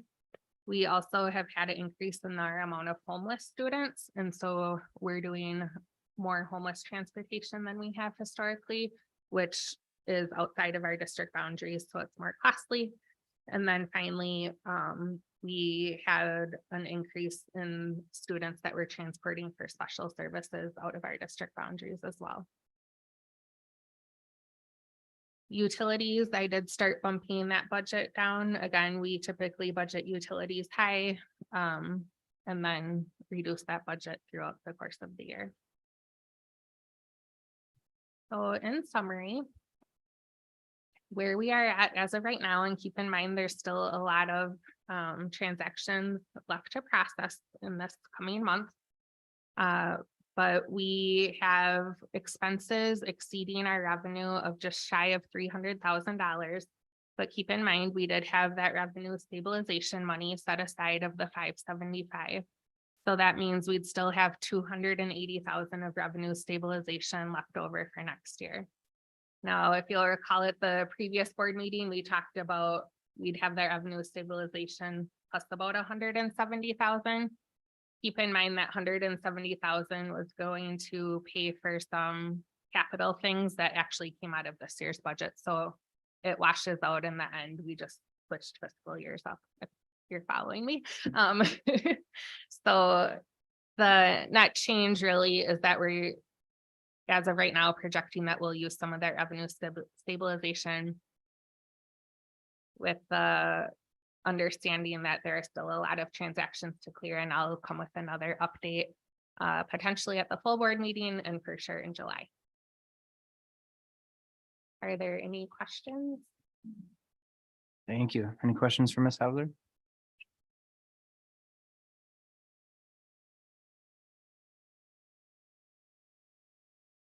That's good news. Thank you very much. Thank you for that, Ms. Hauser.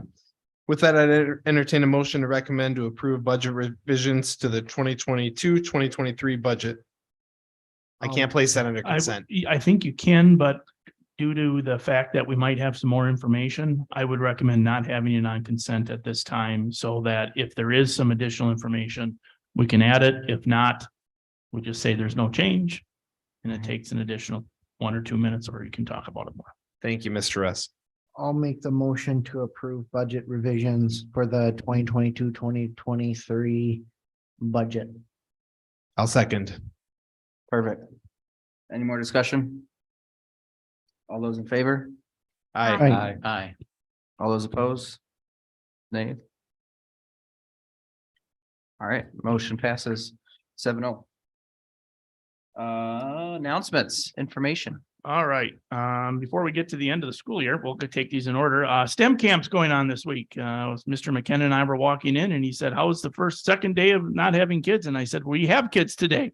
So STEM camp's off and running. We will have a report for the board at the end of the month on how things went. But I was there today. It seems to be going very well. They were getting a lot of things. They were making some shooters with some sticks and some rubber bands, and it's back to the good old days where you said go out and play and make some. I'm not saying it was a slingshot or anything, but kind of looked like one.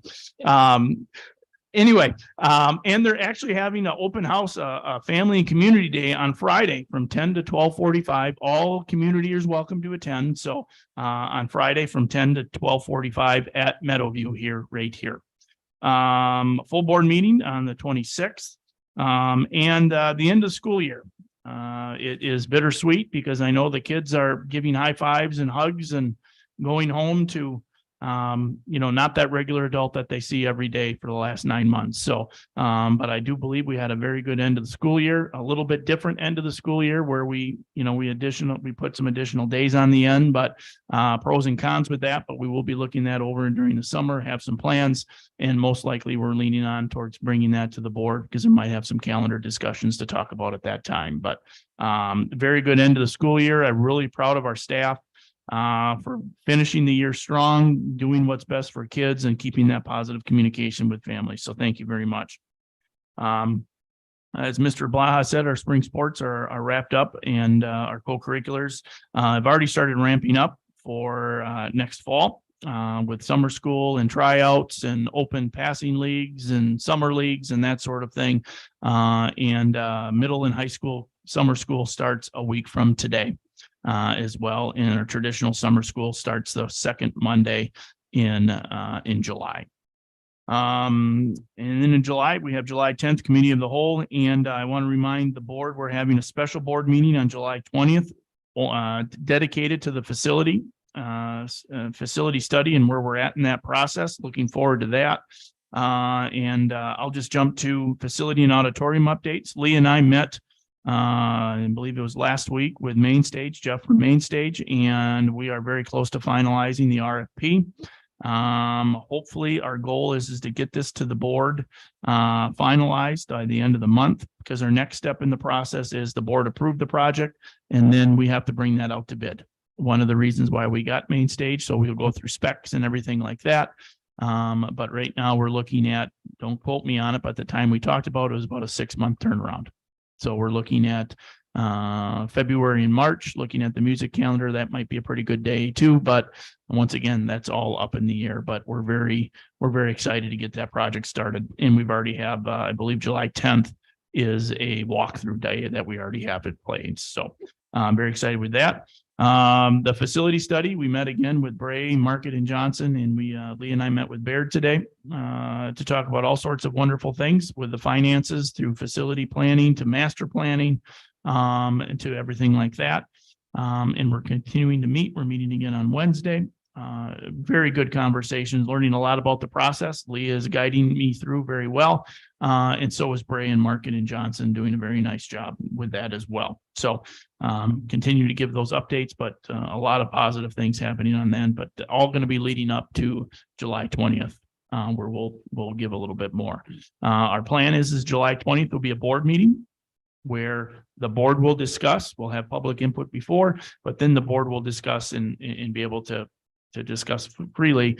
And then after that, we'll probably kick it off with the first soup of the soup and get in that workshop model where we outline what was discussed for the community, get that more community engagement and get that community input and roll out some more plans. So, and the full board at the end of the month, the 24th. Thank you, Mr. Russ. Any other announcements? Go to the group.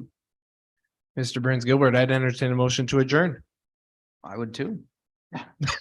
Well, only one of us can. I'll second. Second, all those in favor to adjourn? Say aye. Aye. All those opposed, say nay. We are adjourned. Thank Mr. you. Burns Gilbert, will you go ahead and do that again? All right, I call the meeting to order. Meeting's been noticed to Evans Print and Media Group, WCOW Radio, Magnum Radio, La Crosse Tribune, Sparta City Hall, and Sparta Free Library.